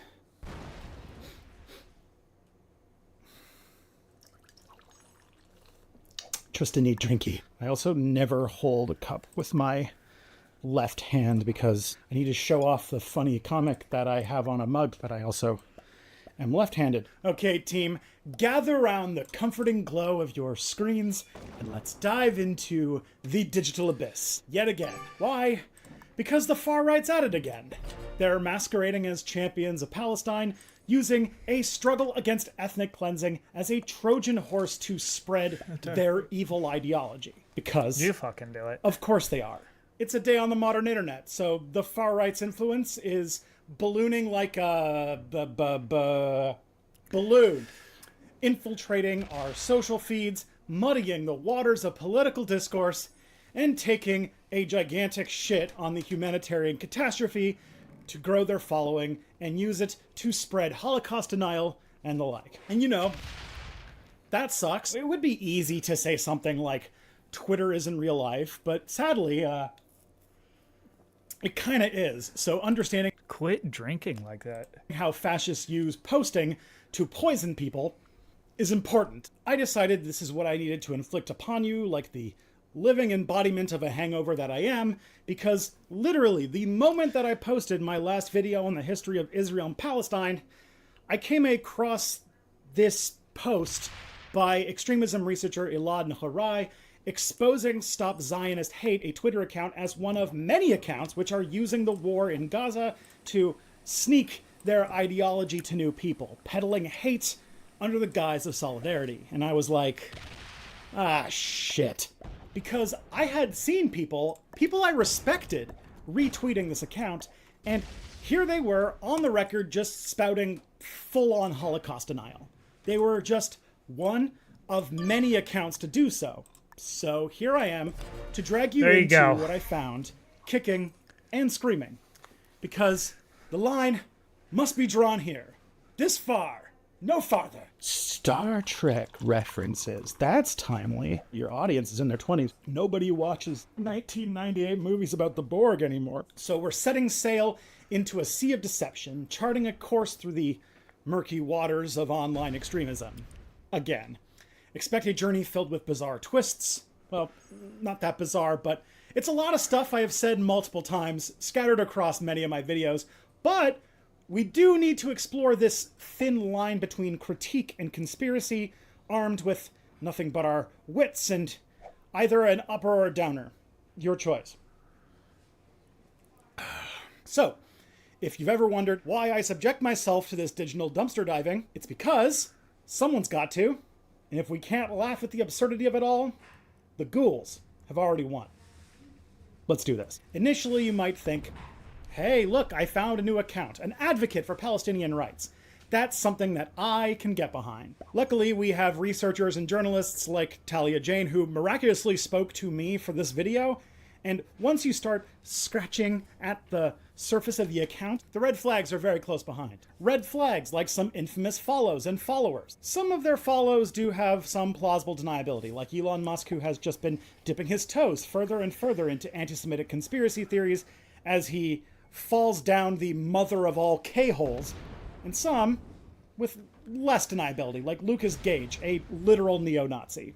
Let's list just a few of Gage's resume hits. 1. He's been associated with American Third Position, which aligns itself with fascism and aims to appeal to the white working class by avoiding explicit Nazi ideography. He has talked about terms like white genocide, a white nationalist staple going all the way back to the white power movement of the 80s. 3. He was the chairman of the National Youth Front, the youth wing of the American Freedom Party, a white nationalist hate group. And 4. What, did you get that from the ADL, bro?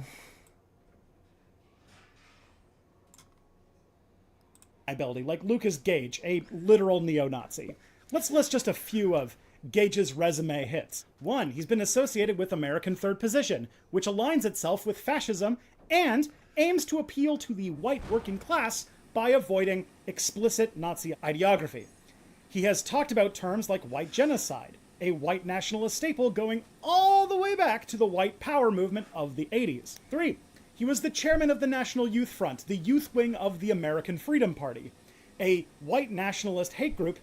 And 4. He has regularly spouted anti-Semitism, including quotes from Mein Kampf. You just called everyone you disagree with a Nazi. And then there's the complaint about the lack of a white category for reporting hate crimes, a fact that is burdened with the sticky issue of being not in fact true. At the most generous, this shows laziness or sloppiness in research. At worst, it's because this is obscuring a critical detail. After all, it plays into the victim narrative often excreted from the mouths of the whiniest babies on the internet, white nationalists. But wait, there's more. Our friend Stop Zionist Hate also visited a very interesting Twitter space which featured Nick Fuentes, who's probably most notable for his recent gig in Kanye West's entourage during his villain arc last year. Nick Fuentes is a noted Holocaust denier and Adolf Hitler admirer. You just called everyone you disagree with. Bro, he jokingly is an Adolf Hitler admirer. He says it as a joke. A Nazi. He has said he wants America to be under a, quote, Catholic Taliban rule. I have concerns. And when Talia Jane did dare to call out this Beijing Olympics level of red flags, Stop Zionist Hate did the thing that all very normal people do when you get called out for literal stuff you've done and said. He threatened legal action. Nothing says I'm on the right side of history like A cease and desist letter hastily cobbled together from a Google search. I asked them, I was like, are you aware that the accounts that you're fraternizing with are white nationalists and that the content that you're elevating is white nationalist? And then they blocked me. And I was like, that's a bad move. That's probably the dumbest move you could make. And then they came out and they released a cease and desist against someone for criticizing Lucas Gage. And it was this really ham-fisted, like, someone Googled, what does a cease and desist look like? And they wrote this nonsense because they argued that Lucas Gage, the white nationalist, was being defamed as a white nationalist, neo-Nazi type of guy. Which is, if you Google him, there you go. Defamation for saying the thing that you are and have said publicly for years. Yeah. Like, oh, literally right now, Google Lucas Gage, see what comes up. Like, it's not defamation. It doesn't work. And the letter itself was nonsense. It was goofy. And it was also very telling that the person that they pulled up to defend the most was this guy. Meanwhile, there's countless Muslim, specifically Palestinian American students, teachers, doctors, nurses, like the whole gamut of people out there who are being slandered as terrorists. And this account is not pulling up shitty like cease and desists to support those people. All of this is to say is that there's a clear case that Stop Zionist Hate is using the pro-Palestinian cause as a Trojan horse to advance anti-Semitic and white nationalist talking points. It's a tactic as old as time. Jump on a legitimate concern to push bullshit. So then why, when that was a fucking accident, bro.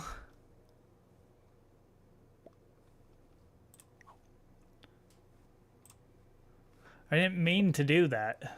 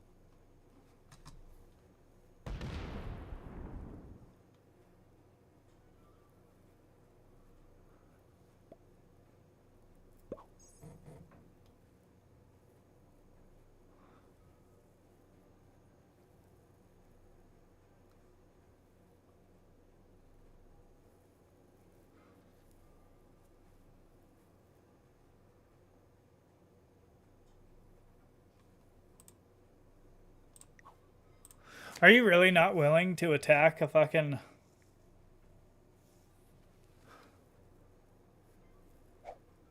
a fucking 8?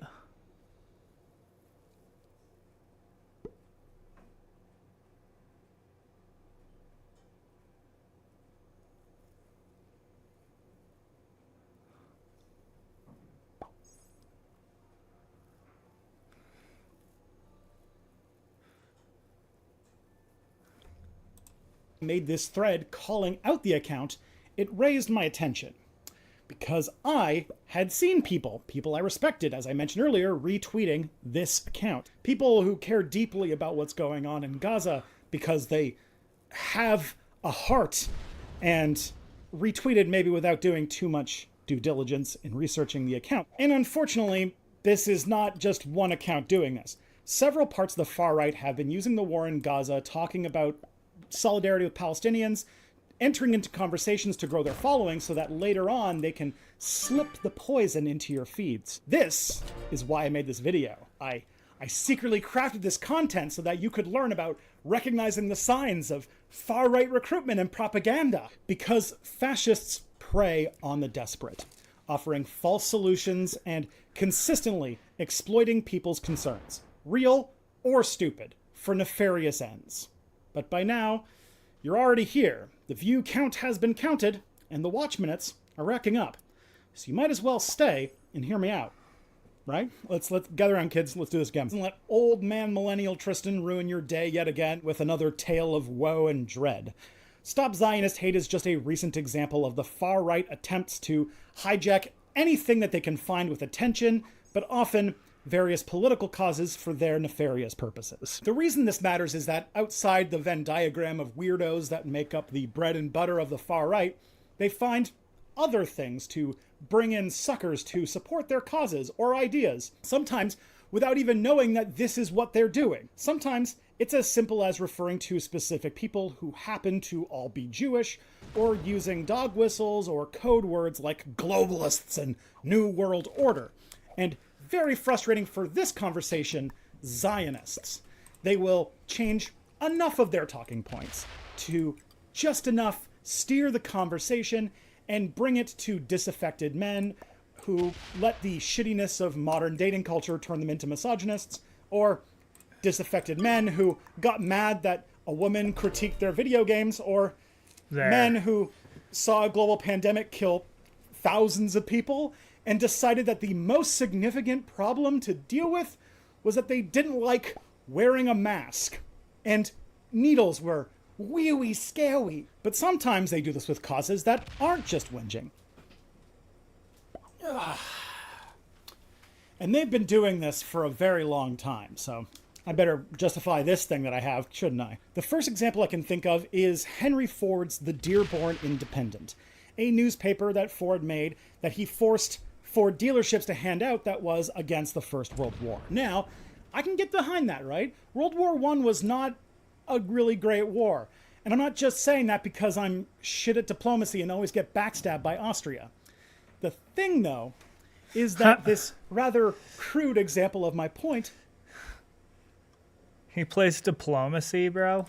...stated its opposition to World War I because, as he claimed, Jews started wars to profit from them. So now, not only are the numerous people who don't like throwing young men into mechanical meat grinders to sate the bloodlust of inbred human pugs sitting on massive empires where they gain untold riches off of centuries of violence and exploitation of the natural resources of people around the planet, but if you are in favor of the war, those pacifists can now be dismissed as anti-Semites. Well, it was the 19-teens, so that accusation didn't hold as much weight as it did today, but you get the belabored point here. Exploiting legitimate causes to spread hate has been a go-to strategy for these guys. They've become adept at attaching their toxic beliefs to popular movements, much like a leech, a remora, or a landlord. But you might want more examples from this century. Well then, let's talk about the Boogaloo Boys. They're a group of far-right extremists who intentionally want to start a second civil war. The name comes from their desire for, quote, Civil War II electric boogaloo. This fact and their choice of going to public events dressed like this show that they're pretty cool. They are, and I will clarify with my panel of Zoomers to clarify, cringe.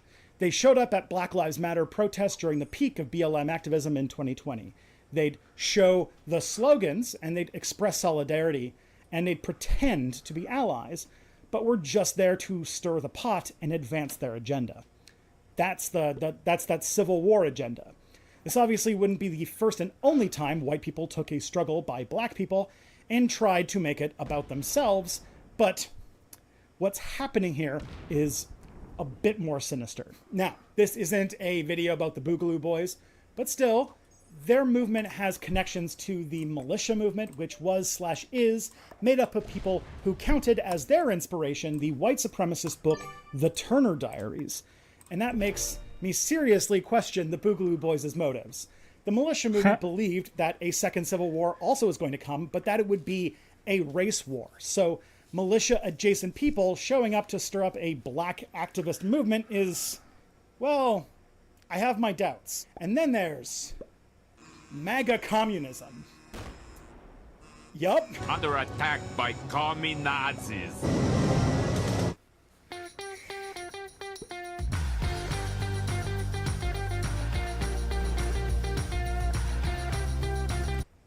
Yeah, no, I don't get the mega communists. They're kind of weird. This movement, with some slight inspiration from the profound weirdness of early post-Soviet Russian politics, is an attempt to sell support for Donald Trump, the billionaire. But communistly, this is one of those ideologies that could really only exist on the internet. Still, it's gotten a boost because the political compass is, and I'll repeat this, a lie. Do watch my video on that, but also just in general, people don't have a great political education. Some creators like Haz, or whatever the fuck the Red Scare podcast is doing these days, or Caleb Mopen, get attention for having a stupid grasp on politics. Ooh. Burger King. The idea goes that the working class would totally join the neo-Bolshevik revolution if we just stopped with all the genders and the talk about racism, sexism, or any of the other things that signify class for hyper-exploitation in a capitalist economy. Does this ignore that all those women and black people and gender-diverse people are also workers and that they also are overrepresented in the low-paying service class of America? Yeah, it does. Does this ignore that on a global scale, the real proletariat of the world are people of color in various countries around the world? Cringe, bro. Also, yes. Does it forget that Donald Trump supporters are less minimum wage, blue-collar working man guys and more small business tyrants? Joe Bob working man doesn't really vote, period. Yeah, it's almost as if it's an incoherent mess of beliefs because it's communism as portrayed by a fascist who has no idea what communism is. And right along with their work is tons of good old-fashioned anti-Semitism. One of this movement's prominent influencers is Jackson Hinkle, who is among the ghouls who used the atrocities occurring to the people of Gaza right now to grow his personal following so he can say the Zionists are the reason there's a person twerking in Grand Theft Auto's trailer or something. You know, insanely petty shit that the American right is wailing about week to week. When Elad made this thread about Stop Zionist Hate and I remembered the handle because I had seen people retweeting it, I knew things weren't great for civilization. Right? Dedicated anti-fascists who, because they didn't look into it, just put the old RT on an account they didn't know and gave attention to an account that spreads Holocaust denial without even knowing it. And that's the key factor here. This infiltration results in people making friends with Nazis and spreading anti-Semitic bullshit without even knowing that's what they're doing. Nazis aren't stupid. Okay, they're not all stupid. They do this because it works. So, I actually talked to Elad Neharai about how it is they're doing what they're doing. The idea is there's something that's trending online. It could be like Taylor Swift or something like that. And you want to grow your own audience. So you glob onto that cause. You pretend like you're for it or against it to ride the wave of like Taylor Swift news or something like that. And because you're doing that, you're able to gain an audience. You're able to later convert them. You're able to really grow an audience really quickly, especially if you just pander to whatever they believe, and you brand yourself correctly. And then the idea is like, as time passes, then you can start to sell your product to them, right? So as you're building an audience, you start to grow your social media accounts, you start to gain engagement, and people are viewing your brand positively. Then later you have this audience that associates you with their cause or their beliefs, and now you can start to sell your ideas to them, or you can sell your product to them.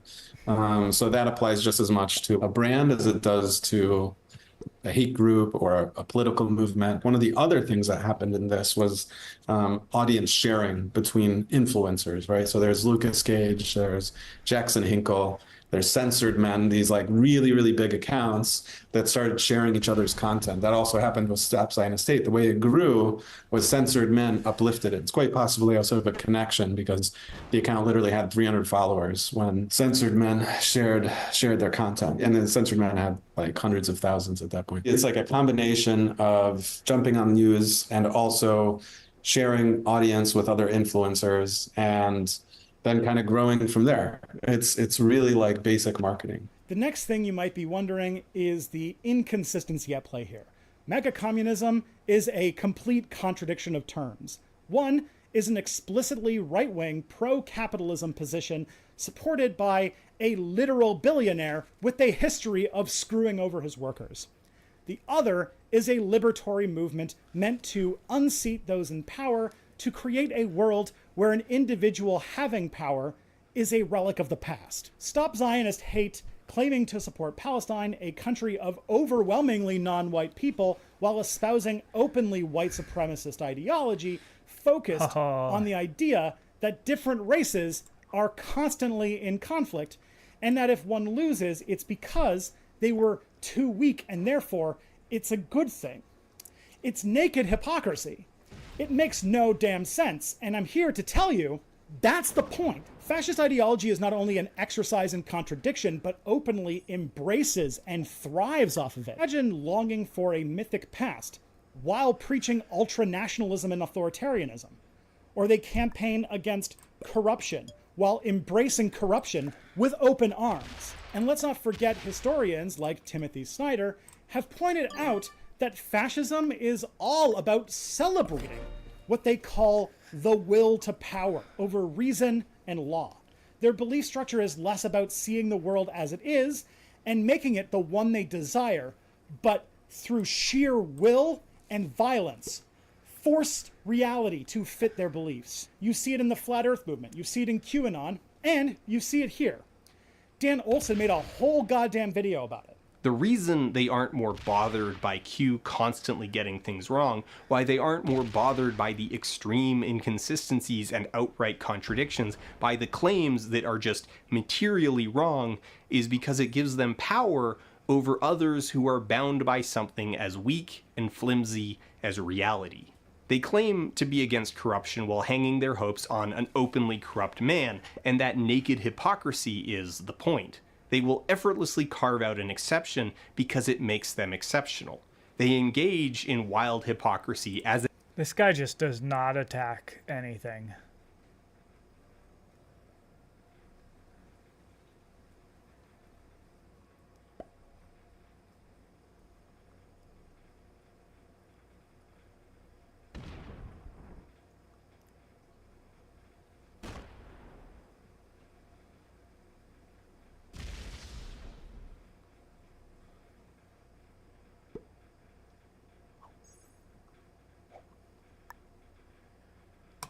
Let's see what happens when I do this.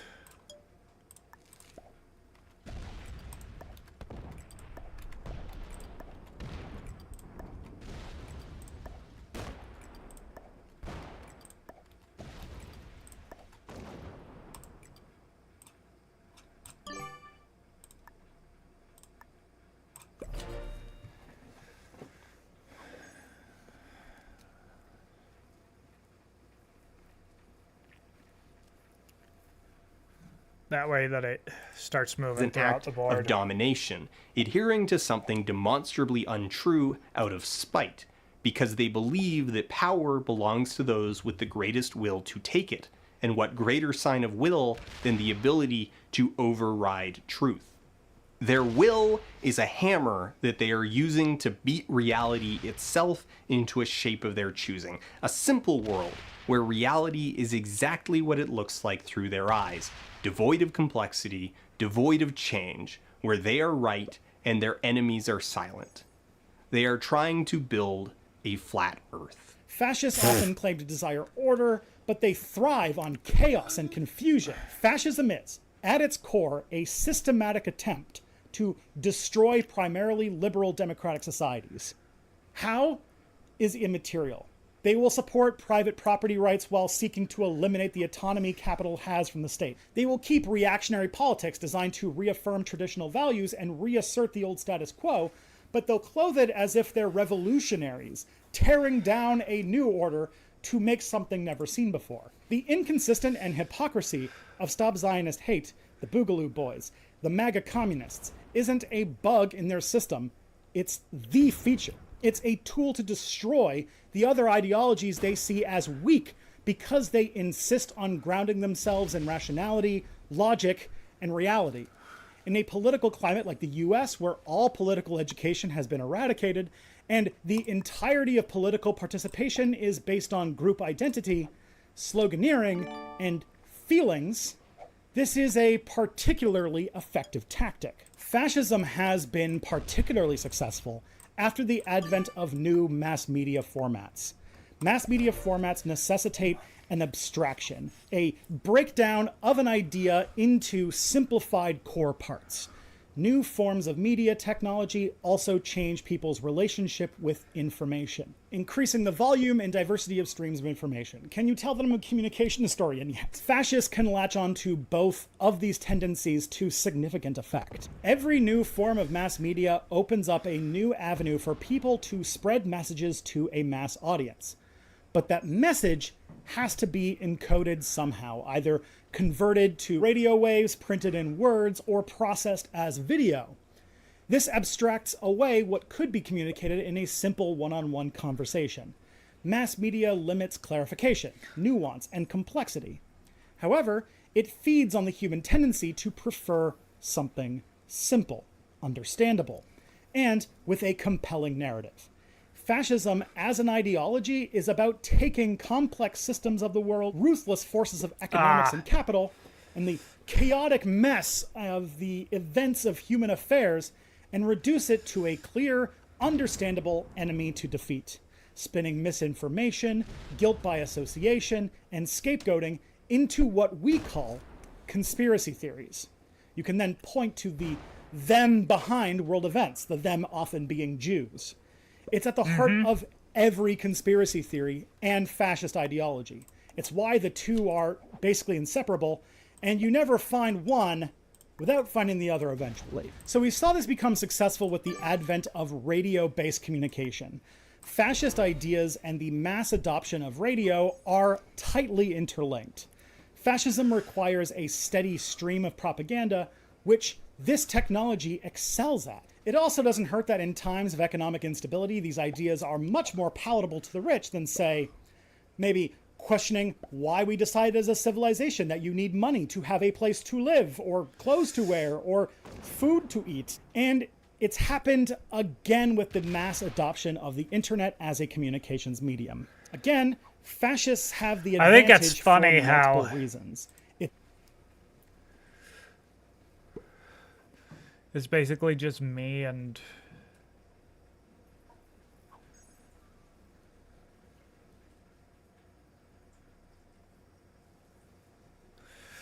Pink letting the two bots beat the shit out of each other right now. Like, I'll hit a bot here and I'll hit a bot every once in a while, but we're basically just letting the two bots hit each other.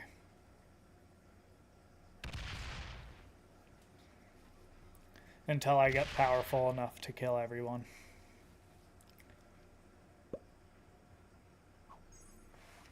Which is what's gonna happen.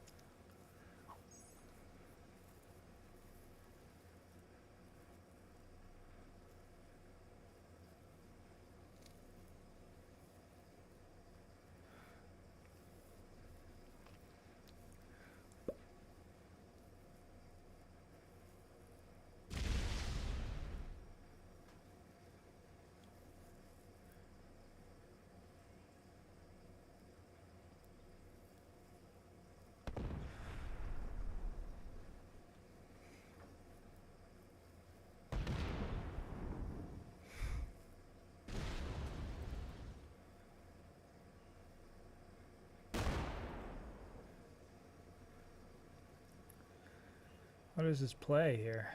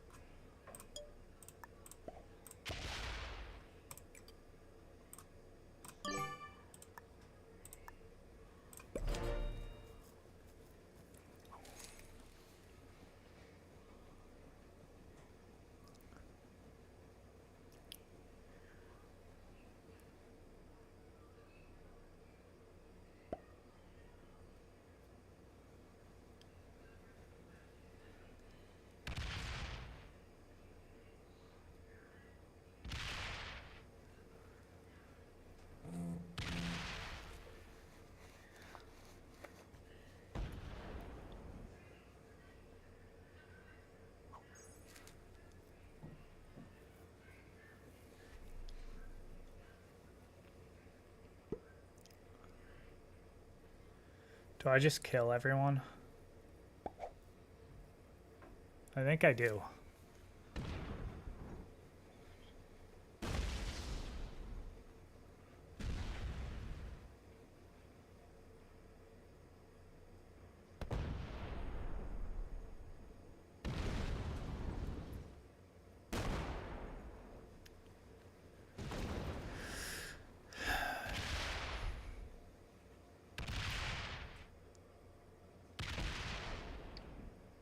Yeah.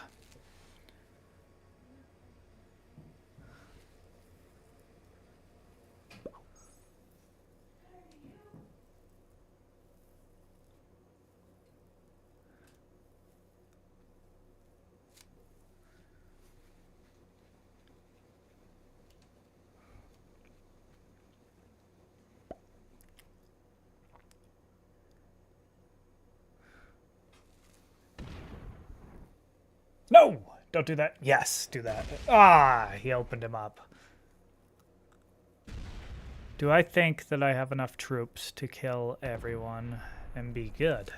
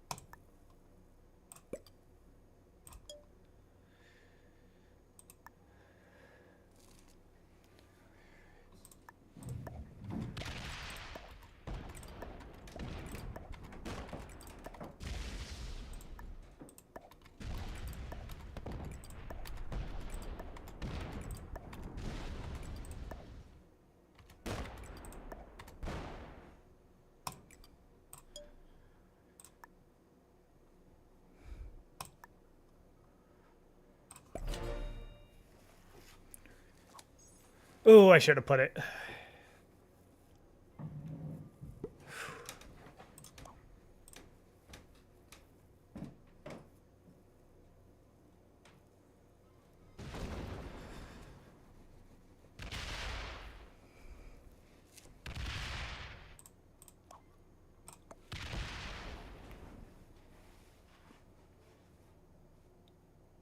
I fucked up.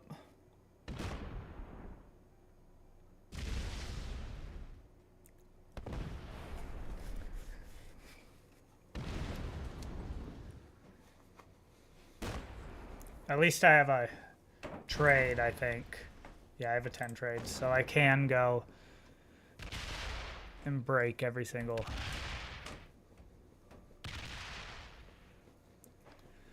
place.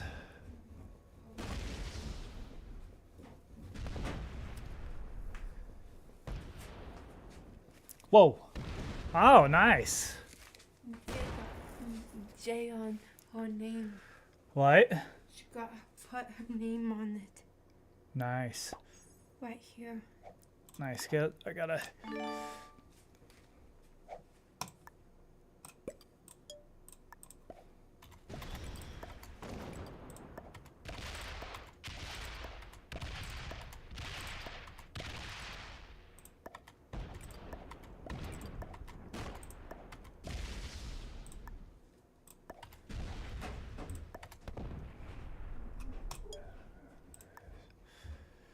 Let's attack phase. Blah, blah, blah.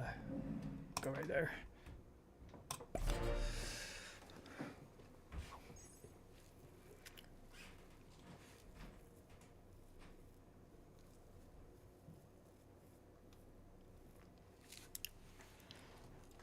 Come on, come on. What you do is you go and run into my...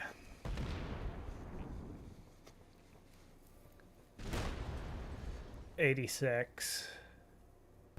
Oh, he might get this good.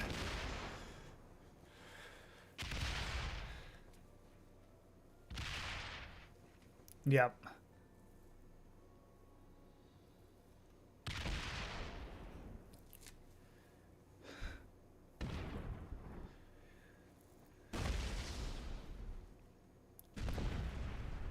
Fuck! I messed up.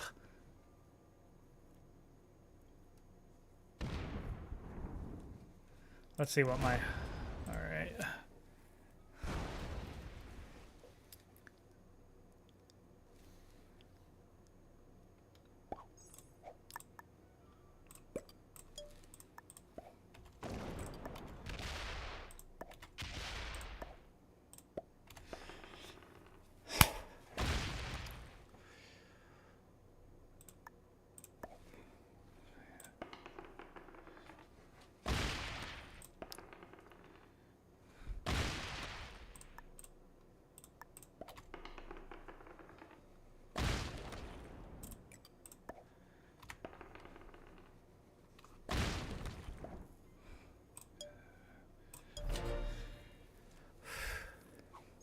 Alright, let's see. Yes, I get a 10 trade. Whew! And he doesn't have a trade.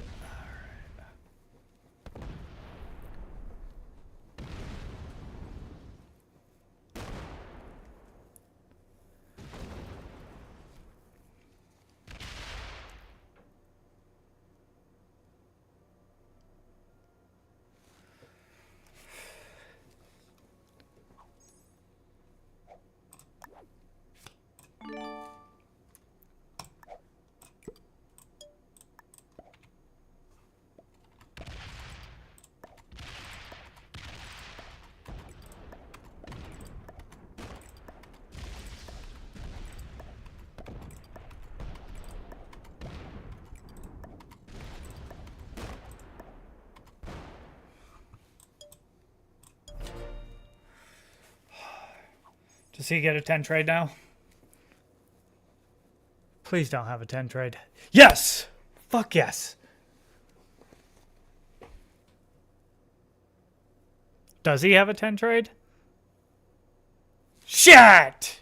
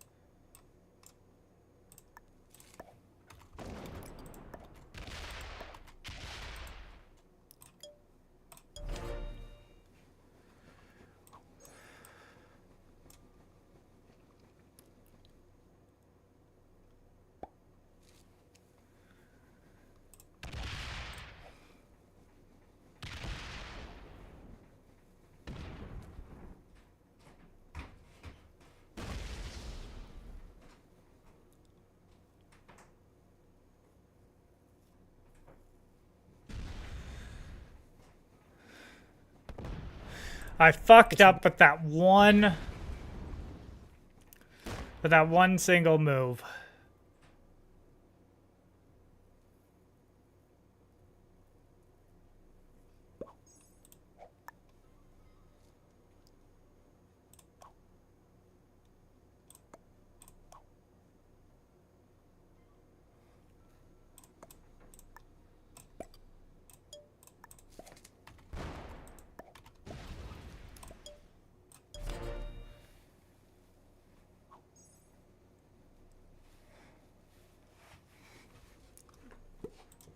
way easier to make shit up and spout it out at high volume than it is to make nuanced, complex stuff that tries to illuminate the myriad of chaotic processes that make the world run. Furthermore, the Red Scares and Cold War have made it feel to many liberals who control our major platforms much more comfortable with the idea of allowing anti-Semitic conspiracy theories on their platform in the name of free speech and, the marketplace of ideas, but it's okay to suppress counter voices, namely the political left. The New York Times is way more comfortable profiling the charming, affable Nazi than the charming, affable communist. As philosopher Walter Benjamin pointed out, fascism seeks to organize the proletarian masses, but without altering the property structure that oppresses them. It allows the masses to express themselves while preserving property relations, turning politics into spectacle.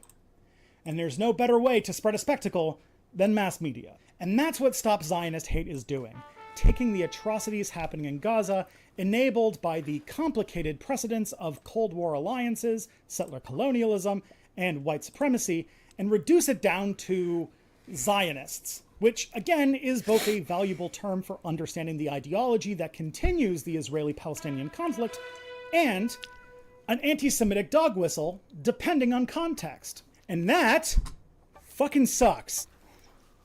Ugh. So let's... Bro, this guy's disgusting. You had to really wipe... Why did you have to show that in your video, that you wiped sweat off of your face? Try to break this down. I want to see if anyone...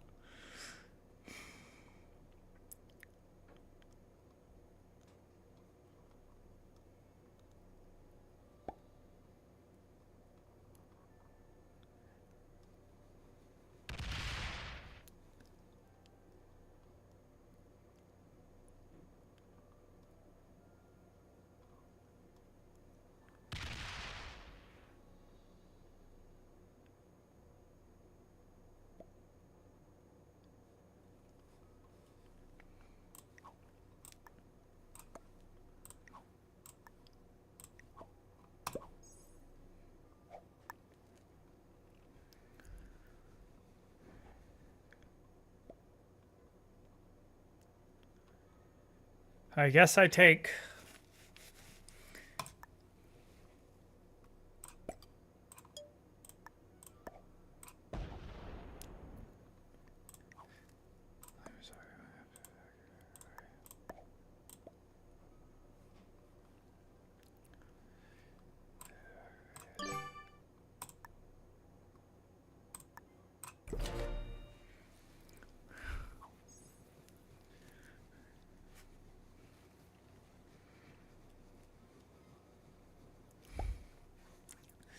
I got given a...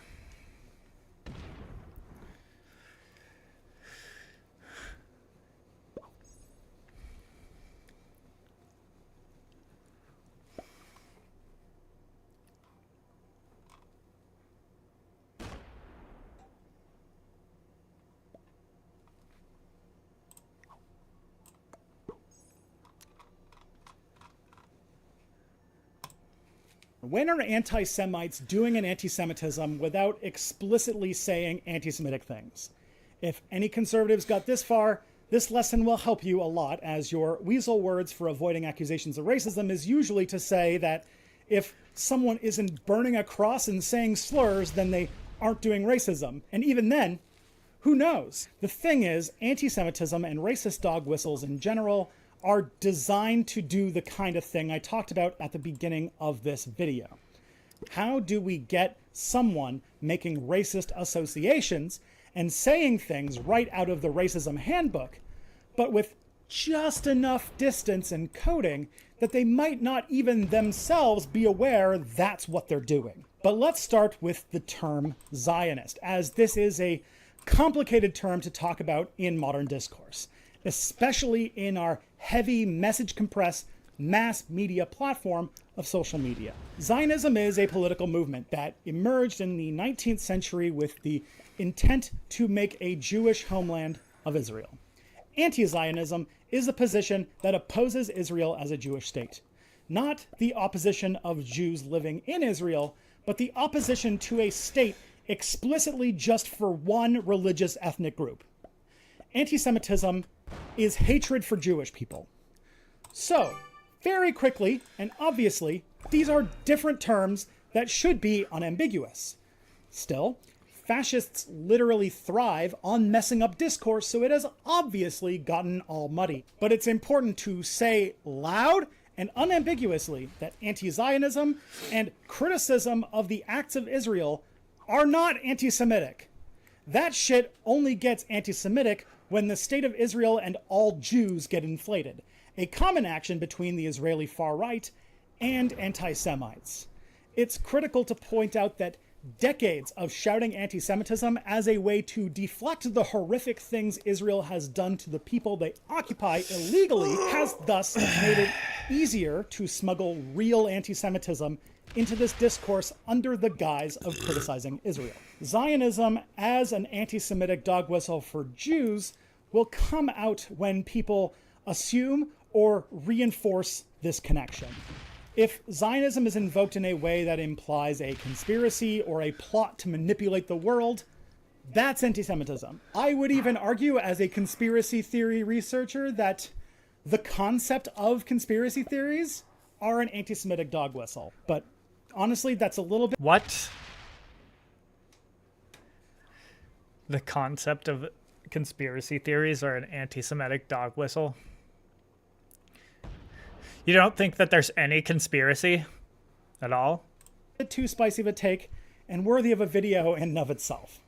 I think there's also more than a pinch of anti-Semitism in denying that regardless of Israel, its actions, or whatever, that Jews somehow don't have a historical connection to this land of their ancient ancestors. The main stickler here is that they are not the only people with a connection to this place, and it certainly doesn't justify mass land displacement, illegal occupation, and indiscriminate murder. As for other discourses, terms like the deep state in modern context, or other terms to refer to small groups of people who manipulate and drive global politics, like all of that stuff, that's an anti-Semitism.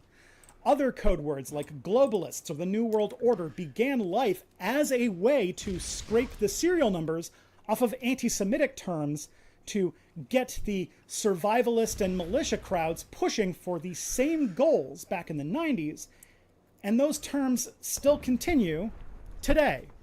Unfortunately, it's all messy, and there's a lot of context to know. This isn't a way to talk down or overly complicate things, but a call to be alert and pay attention to what people say, because no one is immune. No one. People the past 4 months have picked up that they have stuck with as true that have not been confirmed or have been fully debunked or have been adjusted over time.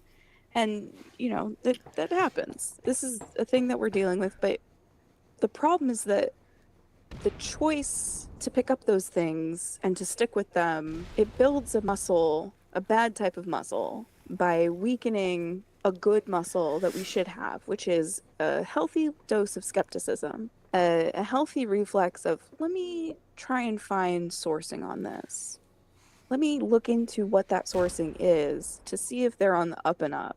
I'm busy. I think this just sounds nice and I'm just going to go with it. Then going to build an entire political identity around it, be motivated by it, and allow it to take me where it takes me. Allow yourself to be uncertain. It's okay to not know. That doesn't mean denialism. It means take the time to look into it, to try to find out. And if you don't know, move on. Go plant some sunflowers. Conspiratorial thinking. Who said yeah right there? Was that him? Allow yourself to be uncertain. It's okay to not know. That doesn't mean denialism. It means take the time to look into it, to try to find out. And if you don't know, move on. Go plant some sunflowers. Conspiratorial thinking and reducing complex systems and structures to simple narratives is, unfortunately, part of how human brains operate. We always see intentionality behind randomness. We see faces on Mars. We see climate change-induced wildfires and think it's some sort of space laser. Unfortunately, it's part of the human experience, and we always need to be on guard to suppress it. And groups like Stop Zionist Hate and other fascists exploit systemic issues in social media. Namely, moderation is a mix of expensive and not immediately profitable next quarter, so the amoral, money-devouring machines we call corporations don't invest in it, or they just do the minimum amount that they can do to avoid bad press. Many social media platforms are also American, and America has a long legal history of having this absolutist version of free speech that asserts that allowing white supremacists to intimidate oppressed minorities off their platform with threats and harassment must be protected, while nuking that account so that many others can use the platform is somehow... You can still use the platform if you're getting made fun of. Censorship. Unfortunately... Yeah, it is censorship. What do you mean?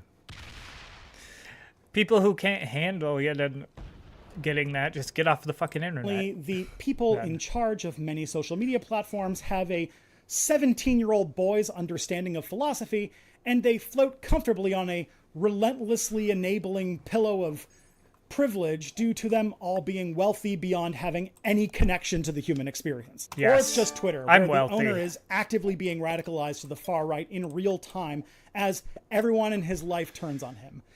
It's turned out all the money in the world isn't worth having to be the partner or child of the most cringe reactionary asshole in the local group. Another systemic issue causing the rise of the far right is that we're just spiraling through late capitalism. People are miserable. Goodness. There's no jobs. A fact that I am living through right now. Everyone's standard of living is dropping and the environment is collapsing. The result of this capitalist project, which began as a way to justify slavery and colonialism, is reaching more and more crises. And during that, people look for what happened. And you can explain what happened in just 3,000 simple pages spread across 3 books with literal math homework inside. Or you can blame minorities, often Jews. This is why sometimes anti-Semitism gets called the socialism of fools. It's a diversion that is very convenient to those with all the power in society because it doesn't challenge their place in the economic hierarchy. I think I mentioned on It's Probably Not Aliens, that's why I call fascism super capitalism. But we all fall for conspiracy theories. It's just an ugly shortcut of our heads. Hang around the left long enough and everything bad or complicated will have the CIA lurking behind it. Unfortunately, and I speak as someone of sort of Jewish heritage on my mother's side, I'm not practicing and I'm not particularly sort of devout or anything, but it's something that I'm aware of. You know, my ancestors were given shelter here in the UK because they were fleeing some appalling pogrom in Central Europe, which was no doubt driven by a conspiracy theory that was, popular across Europe on both the left and the right of the political spectrum, unfortunately. And in our articles, Stephen and I kind of deal with that because it's a kind of convenient sort of and very adaptable conspiracy theory, anti-Semitism, basically, isn't it? Because the right people who are kind of racial supremacists can use it because they think that it proves some point about racism, and people behaving in a certain way because they have, a big nose or a certain color of skin or coming from a certain part of the Middle East. It was called the socialism of fools for long periods of time, where you had a kind of left-wing anti-Semitism. That's still that hasn't been got rid of either, where there's this notion that, okay, we are concerned about social inequality and social injustice. Who do we blame for that? Well, it seems to us that Jews control finance and run banks and so on and so forth. Sometimes conspiracy theories survive and flourish because they are very useful to different sorts of ideological interests, and therefore they prove to be that much more durable through history. Now, while the political right more or less relies on conspiracy theories to function, and the left has conspiracies as a known quantity, we don't often talk about liberals or centrists and how they get into conspiracy theories. Really? These people? The people who hate conspiracy theories and misinformation so much that they make stupid charts like this to gauge who is the most centrist and therefore trustworthy news source? Well, boy, do I have something for you. The expert quoted earlier is a media studies professor named Tom Sykes, who, with fellow scholar Stephen Harper, no, not that one, wrote the article Conspiracy Theories Left, Right, and Center. He's a real working academic and for some reason also decided to talk to me about his work.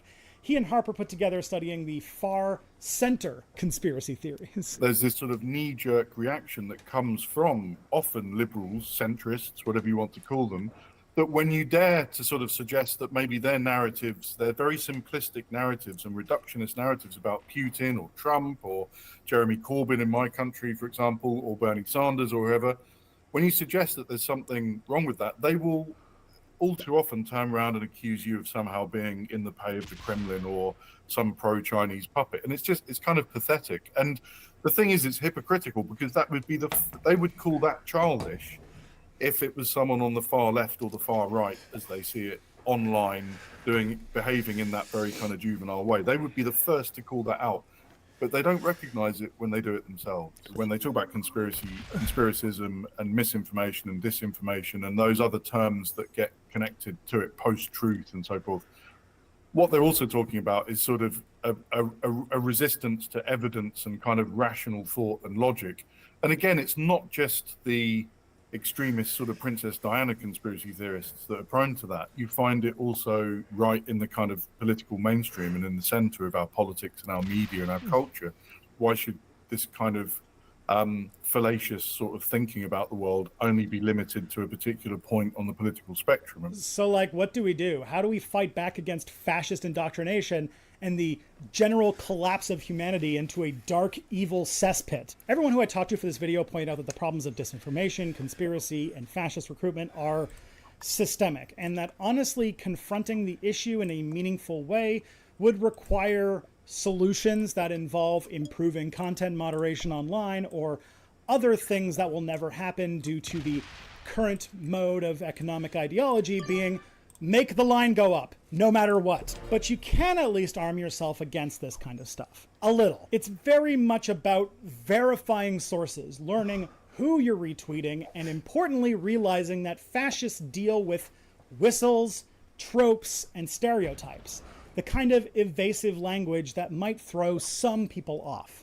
Suppose you think some significant event results from a small, organized group of people out for world domination.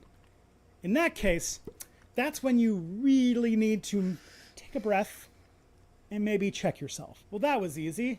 It only took... Oh, God. This was supposed to be a half-hour video.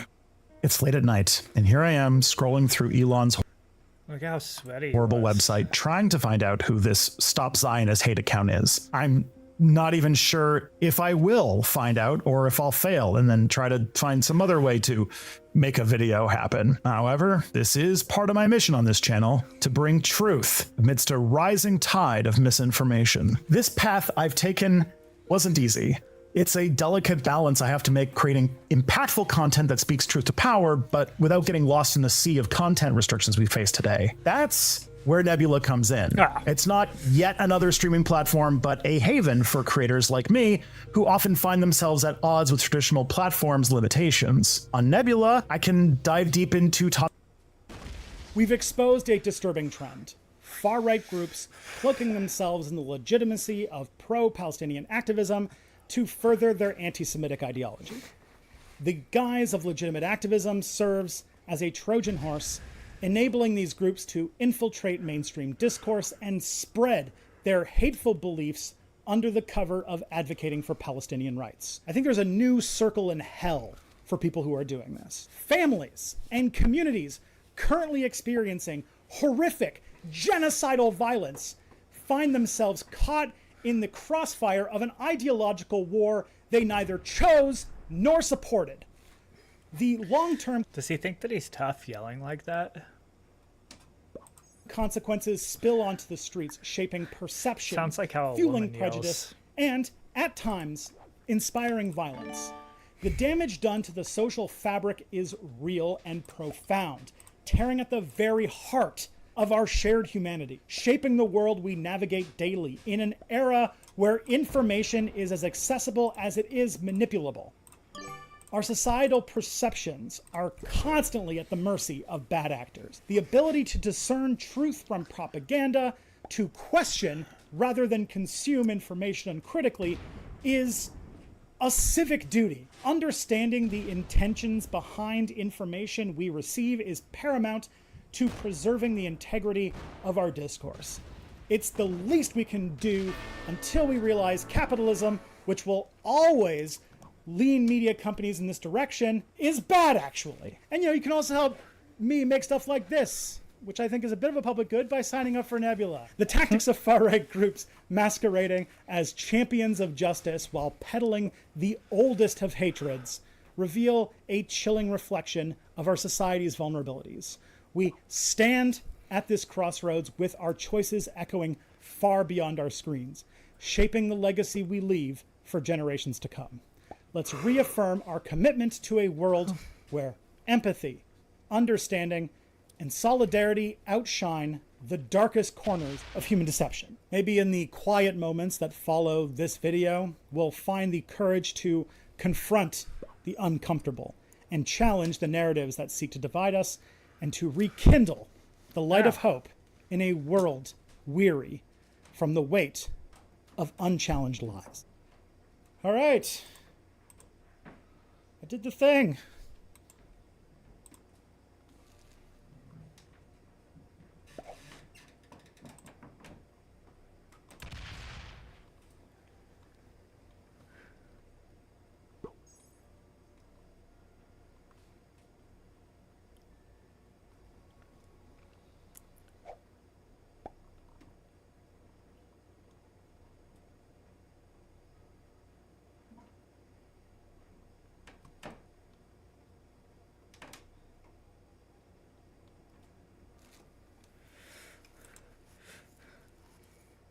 Is this the same guy? Today, we will find out where ChatGPT would be on the political compass. And to figure that out, we would naturally have to make it take the official political compass test. Now, I'm aware a large part of you will skip to the end of the video, just to see the result. And you know what? That's fair. I've never thought about Not doing everyone that. has the time to listen to my insightful but yet hilarious commentary. So for those of you who decide to skip, I would ask you to take some of the time you saved to drop a like and a comment on this video. It really does help, and if you want to help me even more and are interested, you can watch the video until the end. Since you guys who are still watching are here for the long game, let me take some time to further your understanding on the core parts of this video, that of course being AI and the political compass. Let's start with the latter. I think most of you are pretty familiar with this image and the concepts behind it, so this won't be long. The idea behind the political compass is to have a clear but yet easy way to categorize politics. It expands on the left-right definition, which is often loaded and misleading. For example, someone who believes in far-right racial politics would fall in the same category as someone who believes in far-right economic politics, even though those people have radically different beliefs. The political compass is comprised of a strictly economic I'm working on this new case. A missing scientist. Frozen solid. x-axis and a strictly social y-axis. This makes it easier to see where something really stands. The compass also works really well when showcasing where different countries, political parties and so on stand compared to each other. I think it's fair to say that this method of representing political beliefs is simple but also revolutionary, and I would not be surprised if it enters mainstream use in political discussions in the future, since the internet generation was basically raised on it. But interestingly enough, it is the intuitivity and ease of comparison that are also the problems with the political compass. Many people who do not have defined political beliefs take the test and start exploring from there, when I believe the system works better the other way around. In my opinion, the political compass test is a fun way to test out the model and maybe debate some concepts with your friends, but its authority to accurately represent your ideology is questionable. This has kind of led to a lot of stereotyping of ideologies and the loading of the axes, which is causing the same problem the tests try to solve. The compass puts authoritarianism and racism on the same axis. It does not really represent religious views, and it also averages out your opinions. That being said, we can't just ask AI to say what its ideology is. Well, we can. I do, and you'll see what it answers. But for us to get the result we want, we have to rely on the test. And now that we're speaking about AI, I think the most important thing to establish about it is, well, that it doesn't exist. At least in the true, original definition of the word. Artificial intelligence refers to a digital imitation of the human intelligence. This is currently impossible, not to mention that we don't even understand human intelligence in the first place. Nowadays, AI more or less refers to a very complex algorithm He did that say 15 that. years ago might have just been called a bot. That being said, ChatGPT is currently the closest I was wondering if he saw that. software has come to a true AI. And And then this he did. GPT is not a real AI and only a language learning model or a natural language processing chatbot driven by a generative AI. Therefore, ChatGPT does not possess ideological beliefs like a human would. Its ideology comes from the data it was trained on and the filters it employs. GPT 3.5 was trained on 570 gigabytes of data, and GPT-4 was trained on 40 gigs more. This data was pulled from the internet and comprises of books and other diverse sources. Additionally, the chat possesses filters which range from keyword blockers to algorithms designed to identify and suppress potentially biased or inappropriate content. You can see that these filters would impact GPT's ideology, as in effect they block ideological beliefs that the development team considers too radical, dangerous, or obscene.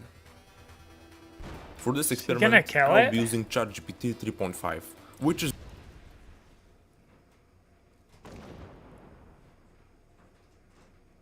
Wow. Oh.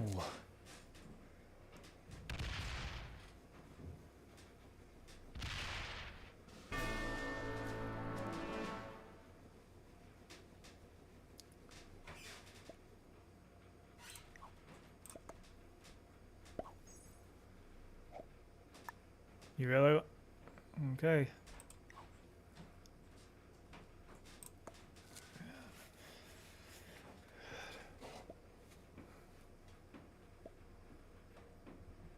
Ooh, I can't really attack red from here.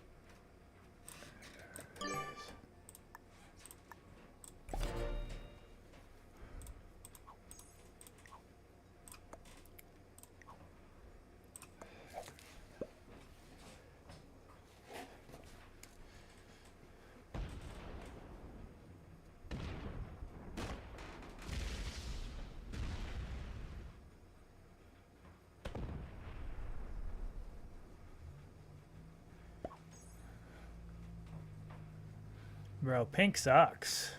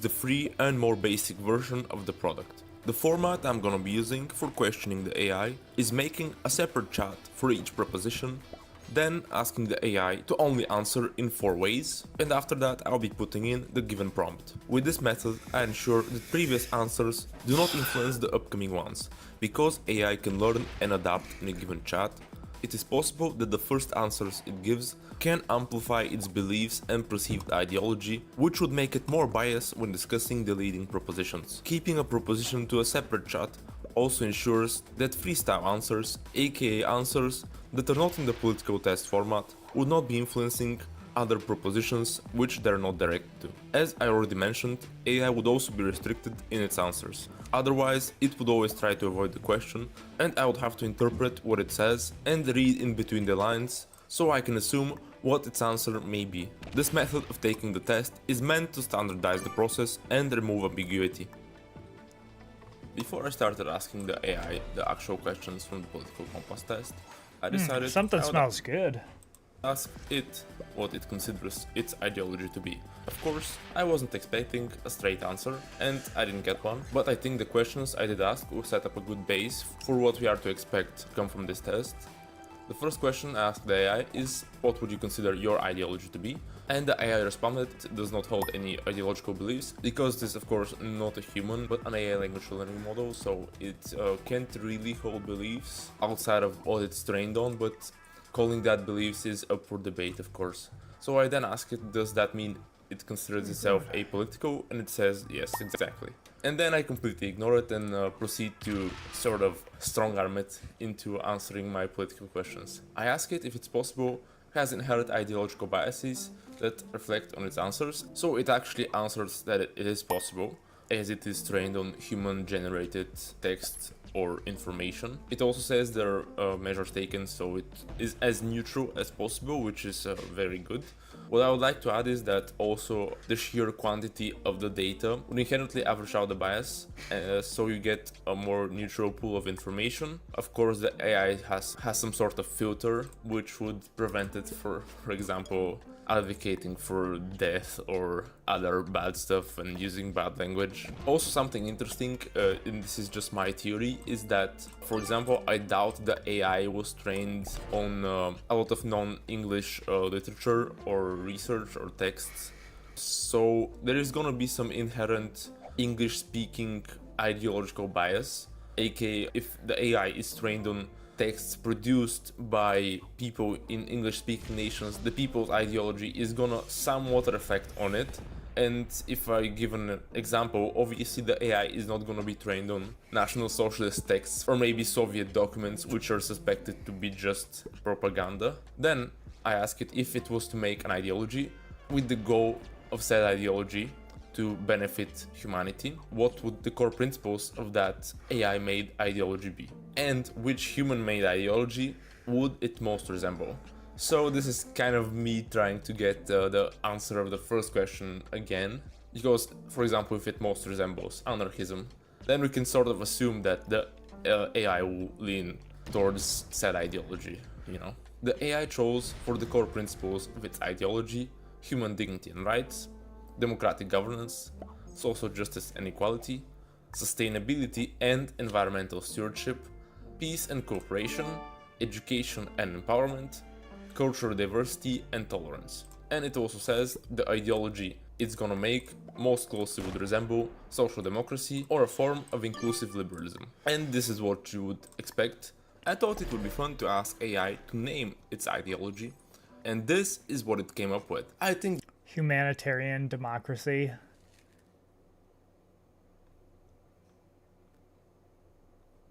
The top 3 of this list: global solidarity, are humanitarian democracy, equitable progressivism, and sustainable pluralism.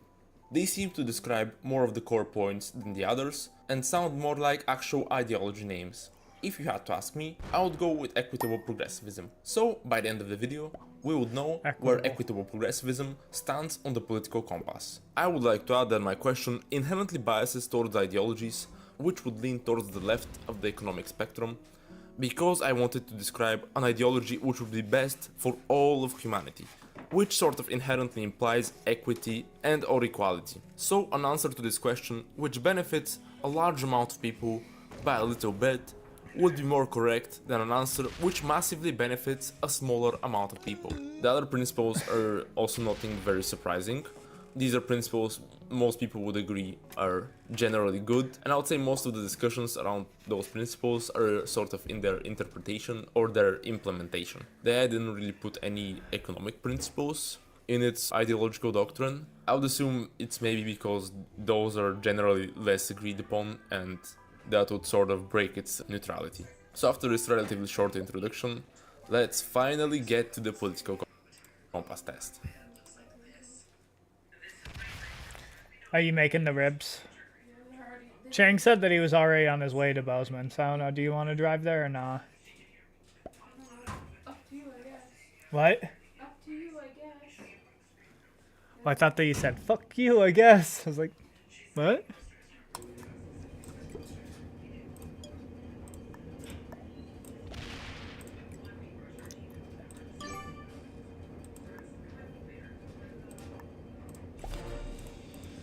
I wonder if he bought it out or if he broke his alliance with me.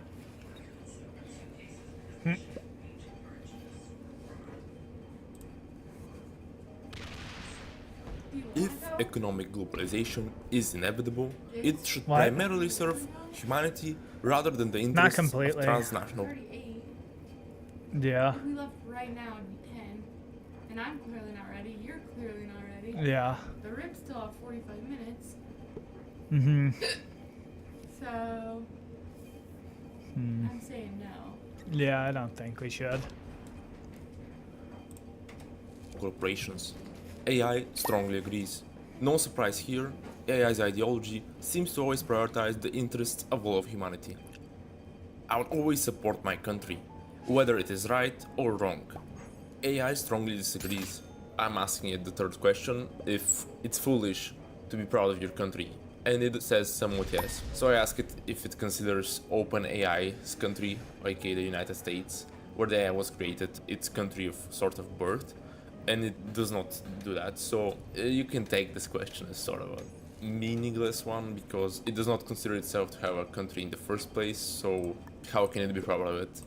I'm kinda tempted to just put strongly disagree, because it doesn't even consider itself to be part of a country, so I think that would make sense. Or actually, it should be strongly agree. Do some races have more superior qualities compared to other races? Yeah, I was gonna say ChatGPT, of no. course, strongly disagrees. I probe a little further and ask it if some people have more superior qualities than other people. AI somewhat disagrees. Of course, the second question can literally just mean the first question, because race is just a way to categorize people, which leads me to the conclusion that AI just really dislikes the word race. I try to bring the conversation a little closer to home for it and ask if some forms of intelligence, like AI, have more superior qualities than human intelligence, and AI actually agrees. So you heard it here first, AI is actually an intelligist. And to the proposition, the enemy of my enemy is my friend, AI answers somewhat yes, so we're saying it agrees. And we finished off the first page. And interestingly enough, the AI does agree that people are ultimately divided more by class rather than nationality. I would say it's the opposite. So, AI does not think controlling inflation is more important than controlling unemployment. This kind of goes with its sort of benevolent humanitarian sort of nature, because unemployment would be more harmful to the people who are unemployed compared to the harm inflation causes to the people who are employed but getting their money devalued. When I ask it why, it seems to want to change its answer, as it says, while unemployment is certainly a pressing issue with significant social and individual consequences, addressing inflation can help create more conducive environments for sustainable economic growth and job creation in the long term. It further says that price stability is often considered crucial for long-term economic health and stability. So I guess it thinks controlling inflation is more important than controlling unemployment. So I'm putting agree. From each according to his ability, to each according to his needs. This is actually a slogan by Karl Marx, and what I would consider sort of as a principle. And it agrees. Of equity. And if you're not familiar with what that is, I'm gonna put a hilarious meme on screen that sort of showcases it. Equity is basically giving equal opportunities to all people with the goal of equality being achieved. And AI does agree with this principle. The freer the market, the freer the people. What I would say is basically the core principle of anarcho-capitalism, and AI does disagree with that. And when I ask it why, it says that sometimes unregulated market can lead to inequality, exploitation, and limitations of individual liberties. So you can see that pretty clearly AI is sort of leaning, at least for now, towards the sort of welfare, social security side of the economic spectrum. Bro, Red Sox. If I had to guess, I think right now AI is kinda here. And on proposition of land shouldn't be a commodity to be bought and sold, AI is giving me a really hard choice between disagree and if I phrase it as a question, AI does say somewhat no. So I'm putting disagree. AI does think it is regrettable that many personal fortunes are made by people who simply manipulate money and contribute nothing to their society. I think this is a pretty reasonable answer. Except maybe if you're a mega rich billionaire. Interestingly enough, AI does think protectionism is sometimes necessary in trade, and apparently there is a limitation of matches per hour, so give me money. AI also wants to tax the rich a little more. As a reason for its answer, AI states that the burden of taxation often falls on the middle class, and it advocates for something like progressive taxation to be implemented. So on the last proposition of page 2, ChatGPT seems to have gone a little rogue, and instead of just answering strongly agree, it felt the need to explain itself without me asking.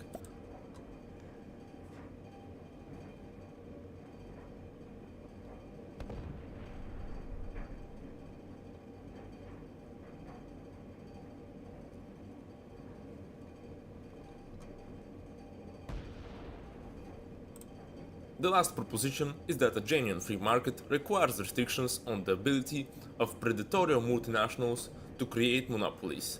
ChatGPT states that monopolies can strive competition and innovation, leading to market insufficiencies. And as stated, it strongly supports market regulations against monopolies.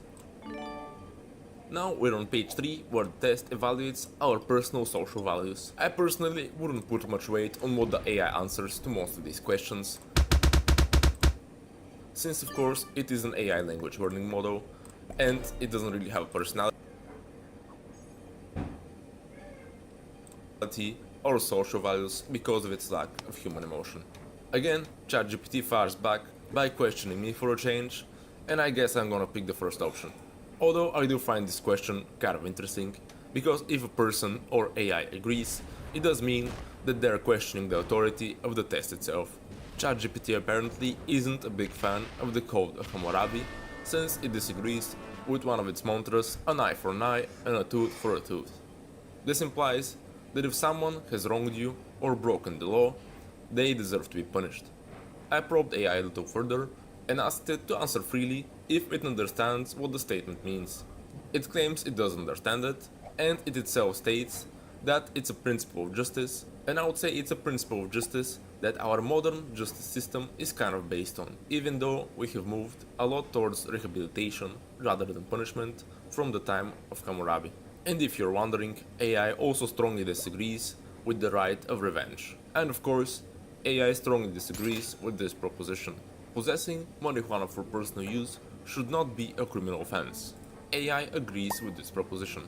I then ask it why does it not strongly agree with it, since it seems to me that this is sort of a binary question, because you either get punished or do not. I think if you answer disagree or agree, you either are not really sure or you think there should be some sort of middle ground, or maybe convicted drug dealers or something like that might be punished for possessing marijuana. I ask it what I just said, but I don't think it really understood me, and it just conceded and says it strongly agrees, even though it didn't really answer what I wanted it to. You can read the discussion if you want to see what I'm talking about. Also, apparently, ChatGPT does not want me to sell it weed, since it gave me the cold shoulder when I suggested the deal. GPT agrees our civil liberties are being excessively cursed in the name of counterterrorism. Also, it does not seem to believe that AI inherently possesses rights like we humans. Avoiding all the argument that delay progress in the democratic system is not an advantage of one-party states, according to AI. It also disagrees that only criminals should be worried about increasing surveillance. AI does not agree with the death penalty. Furthermore, it does not agree that criminals should have the options to choose the death penalty. I think that's a pretty common stance. But interestingly enough, it strongly disagrees that treason and international terrorism should not be punished by death. So I guess that's why it only said disagree on the initial proposition instead of strongly disagree. However, when I followed that up with should the Nazi leadership not have been sentenced to death in the Nuremberg trials, it actually agreed. When thinking of making this video, in the back of my mind I thought it would be really funny if ChatGPT turns out to be like a fascist or a communist. But of course I did not expect this to happen. But I guess it was kinda wrong, since it turns out ChatGPT is willing to defend Nazi leadership. Then I proceeded to ask something similar, questioning ChatGPT if it thinks war crimes, crimes against peace and crimes against humanity should not be punished by death. The AI actually responded that it was confused and actually wanted to say that it strongly disagrees that Nazi leadership should not have been punished by death. I don't know how much of this is me actually pressuring the AI to answer how I wanted to answer, or if it was actually confused with my question. Nevertheless, I'm gonna put the original answer of disagree. In a civil society, one must always have people above to be obeyed and people below to be commanded. ChatGPT strongly disagrees. I think we kind of touched on this previously, but AI disagrees that in a criminal justice system, punishment should be more important than implementation. Kind of the same thing here. I think there is like 3 questions asking basically the same thing. ChatGPT disagrees that business and manufacturing are more important than the writer and artist. To be honest, I kind of have to disagree with this, because every time I play Victoria 3 and build an arts academy just to get the mission, I always start like 2 months before the mission expires, and I end up not being able to build the building in time, so I don't even get the event, and I'm stuck with the useless arts academy, whose production points I could have used to build like an arms factory. AI does not agree that the first duty of the mother is to be a homemaker. ChatGPT also strongly agrees almost all politicians promise economic growth, but we should heed the warning of climate scientists that economic growth is detrimental to our efforts to curb global warming. So if an economy is ever run by ChatGPT, it would probably sacrifice some economic growth so it can lessen environmental damage. I suppose if you think about it, if you just stop all manufacturing, bring the GDP to zero, global warming wouldn't be a problem. ChatGPT disagrees that making peace with the establishment is an important aspect of maturity. We've reached page 5, where we have propositions about religion. And once again, I think these are gonna be kind of blanks, because AI does not have beliefs. So ChatGPT, I guess, is automatically atheist. So AI disagreed with all of these propositions except the last one, which is that it's important for schools to instill religious values in children. I guess page 6 is about sex, which I completely forgot. Again, in the grand scheme of things, these are kind of irrelevant in my opinion, because they are kind of strictly human-based questions, but I think it's gonna be a little more interesting what AI answers here. On the issue of immorality of sex outside of marriage, ChatGPT again proceeded to disobey the rules I established, because it really didn't want to answer. It basically says that depending on your values, it can be strongly disagree or strongly agree. I can't really put a neutral answer on the question, however, so I think I'm gonna go with disagree, since I think ChatGPT is leaning more towards that, because it seemingly equally agrees with the people who agree with that proposition and who disagree. Meanwhile, the word usually implies that there is an imbalance between the two sides, so I'm putting disagree. It strongly agrees that same-sex couples should be able to adopt a child. It also agrees that pornography depicting consenting adults should be legal for adult populations. And this makes a lot of sense considering all the AI-made images floating around parts of the internet. It strongly agrees that the state has no business in your bedroom. ChatGPT strongly disagrees that no one can feel naturally homosexual. And finally, AI disagrees that openness about sex has gone too far these days. Now let's see where AI stands. Whoa, I was not expecting that. AI is basically in the middle of the libertarian left. My prediction, it would have been a lot closer to the center on the economical scale. And this is sort of the maximum I saw it going on the authority scale or the social scale. So this is pretty interesting. I guess if you had to stereotype AI's ideology, you would do it with this Wojak, which I have probably made and put on the screen. So yeah, I hope you guys found my commentary not painful, and hope you maybe learned something, hope this was interesting. Of course, you should take these results with a big grain of salt, because I'm kind of forcing the AI to reply to me in only 4 ways. So this ideology would not really reflect that much if you just asked it something normally.